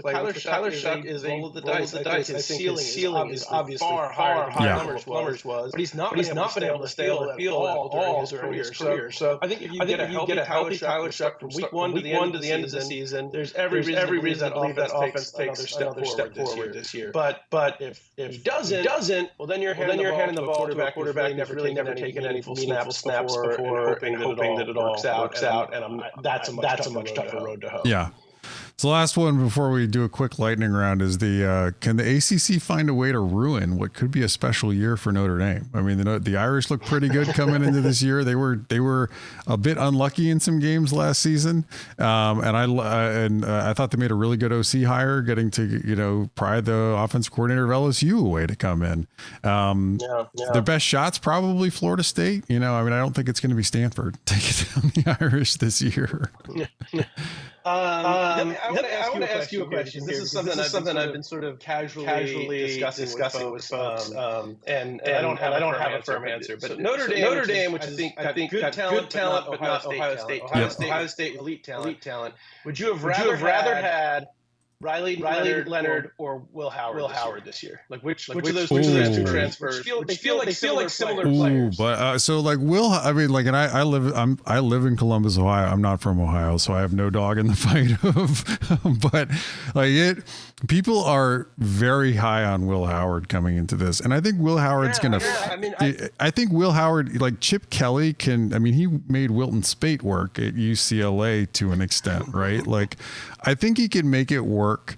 I think Will Howard's limitations, passing the ball down the field, would be a problem for the old Ryan Day offense, which was a lot of option routes built off of what should have been a better run game, which he had in the early part of his tenure. But I would take Riley Leonard. I would take Riley Leonard over Will Howard. I think Leonard is a more intriguing player who played in a more interesting offense and did more with it at Duke. I thought that I was shocked Kevin Johns didn't get a job. Like I was shocked Iowa passed on Kevin Johns, which because maybe he was too good for Iowa. Maybe they weren't ready. Iowa was like dipping their toe into the offense. I mean, like when people say like when I say like hiring's hard, like somebody hired Tim Brewster instead of Kevin Johns, even though they interviewed them both. Right. Like I would take Riley Leonard but I think also, like, as much as I say, like, I think they will make Will Howard work in Columbus. And I think the run game is going to get reinvigorated with Kelly's scheme. I think that now I'm spacing, it's Mike Denbrock's scheme. Mike Denbrock got a ton out of Jaden Daniels. And he even helped develop, and the knock on Jaden Daniels in his Pac-12 days at Arizona State was he wasn't the world's most accurate passer. And he was able to work on his, as much as you say, like, quarterbacks don't really improve accuracy, his downfield accuracy improved significantly. Yeah, Riley Leonard can do. He was a good downfield passer. Yeah. Oh yeah. I mean, but if you go back and look at like his early seasons at Arizona State, like they schemed it. Like he had a ton of like Brandon Ayuk yards after catch, like in his average yards per completion there, right? They had schemed up a bunch of short stuff for him because they didn't trust him deep.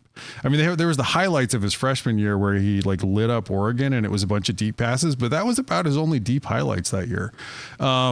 I think Riley Leonard with Mike Denbrock is going to cook potentially. I think he's got a better physical tool set. With Will Howard, I mean, I think, with Chip Kelly, he's still your likely starter, but like, I think on like a pure talent perspective, Kelly does tend to pick the more experienced guy more often than not. But I think if you're going on a pure talent perspective, and if the Buckeyes weren't all in this year, they're probably starting a freshman, instead of Howard. I thought that was a reflection more of like that Miami was kind of all in and went with Cam Ward, and Oregon is also kind of all in this year with Phil Knight wanting to see a title before he goes. They got Dylan Gabriel. Howard can be functional, but I think Riley Leonard could really get something going. They're not, to your point, like they're not the most talented team, but like without Nick Saban in Alabama hiring a Steve Sarkisian or a Mike Loxley or something like that, or really getting it going, like, and putting up massive offensive numbers, or even like Ryan Day's 2019 offense. If there's nobody out there that's doing both the thing of recruiting at an incredibly high level and developing and scheming at that same high level, then other teams like Michigan last year have a shot, and Notre Dame this year could have a shot. Like, I mean, Georgia doesn't have, the offense that they had, when they last won the title. Their offense last year took a step back, I think, because of the OC. Even though Carson Beck was still really good and the offense was still really good, it wasn't as good. And that, I think, opens the door, and I think Notre Dame could find themselves this season with that door open. Yeah. Anyway, real quick, these are total aside non-football questions, right? Like, because I've kept you I said 20 minutes and we've doubled that. And it was a really good conversation. What are you going to do? I will say, to answer your question quickly, Louisville could knock off Notre Dame. They did it last year. But speaking of Riley Leonard, he gets to face Mike Elko, and that's going to be fun. That, if they get past that, if you look at Mike Elko did it, dude. Apply that same principle of fixing the dumb stuff. Yes. At A&M. A&M has a chance to be very good this year. Yeah, absolutely. I mean, I love the Mike Elko hire at Duke. I thought that was at A&M. I thought that was a great hire. I think the one thing that maybe and I use Bill Connolly's returning production numbers that maybe we miss in those production numbers is that, like, when a transfers out and they're a highly rated player, but they didn't play a lot, like, you're not going to capture that loss. Like, you'll still count them in at like their prior recruiting ratings and everything like that, but we wouldn't necessarily count that as a production loss, even though it's a big depth loss potentially. That's what I'm interested in, is like, does A&M have the depth? But I think they probably still have a lot of top end talent. And keep Connor Wegman healthy. Even with Jimbo, I think it would have been a different conversation. They've just been able to stay on the field. Yeah, Jim. I mean, there's just the Kevin Sumlin, Jimbo Fisher. It did not. Oh man. We're 40 minutes in. We're going to just start talking about Jimbo now. No. All right, so quick. Favorite movie. So it depends on the moment. Field of Dreams, feeling nostalgic and happy human being. Pulp Fiction, if I'm those are very different. Yeah. Completely different vibes. All right. What's your favorite work of fiction? Good question. When I was a teenager, it was A Catcher in the Rye. Okay. Then I've read it again. I read it probably once every 10 years and realize how much I'm getting. The book has stayed the same, and it's a good marker of how much I have matured. I still think everybody's a phone mad at people most of the time. But aside from that, I think I have matured beyond Caulfield. So I'm trying to think. Ton of French is really good. Like, read a lot of actually I listen on Audible to a lot of like detective mystery stuff. Okay, yeah. Driving for work. Yeah. And they're good. It's actually like, again, I like Pulp Fiction. Big dialogue fan. Ton of French dialogue. Okay. Irish Dublin murder stories. Yeah. That's cool. And then favorite nonfiction. I will read almost anything. I am. What am I reading right now? Just starting something. I've got like three different biographies. I start, and I get distracted. I don't follow up for a few weeks, and then I move on to something else. But I'm fascinated by like I read a ton about that kind of stuff. Okay. I read a ton of science stuff, and I read a ton of biographies. Okay. I kind of. What did I? What did I read recently? I should have prepared myself. No. You were 7-year-old, and my memory, I can't remember when we started this. I don't remember what it was like back then. I have an 8-year-old, so I understand that, of like the things I used to be able, like time sort of like ceases to exist. I will see a photograph and it'll have like a date on it, and I'm like, oh, what was I even doing in that year? I pull up my Audible right here. Oh, you know what I'm doing? I'm reading Keith Richards' Life right now. Because for some reason I listened to a bunch of Stones. I was like, what read a good Stones biography? Yeah. I'm going to go listen to the source. And I credit Keith Richards as a deeper thinker, better storyteller than I would have assumed. The funny thing, I think Keith Richards, I think is definitely inhibited by both the beginning of having like one of the less understandable English accents, but then also the amount of drugs. Yeah. But then the amount of drugs on top of that. But people sort of forget, like, he wrote the Stone. I mean, he's responsible for the Stones songbook, right? I mean, like, we always talk about Lennon McCartney and everything like that. And my dad, his second career was trying to be a Nashville songwriter. But like, people forget, like, Keith Richards really was the guy behind a lot of that. So yeah, there is a lot more depth behind that old Saturday Night Live skit of him, like, where no one can understand him, and like the guy playing Mick Jagger, which was Mike Myers, said, like, that sounds like some language that twins teach each other, like.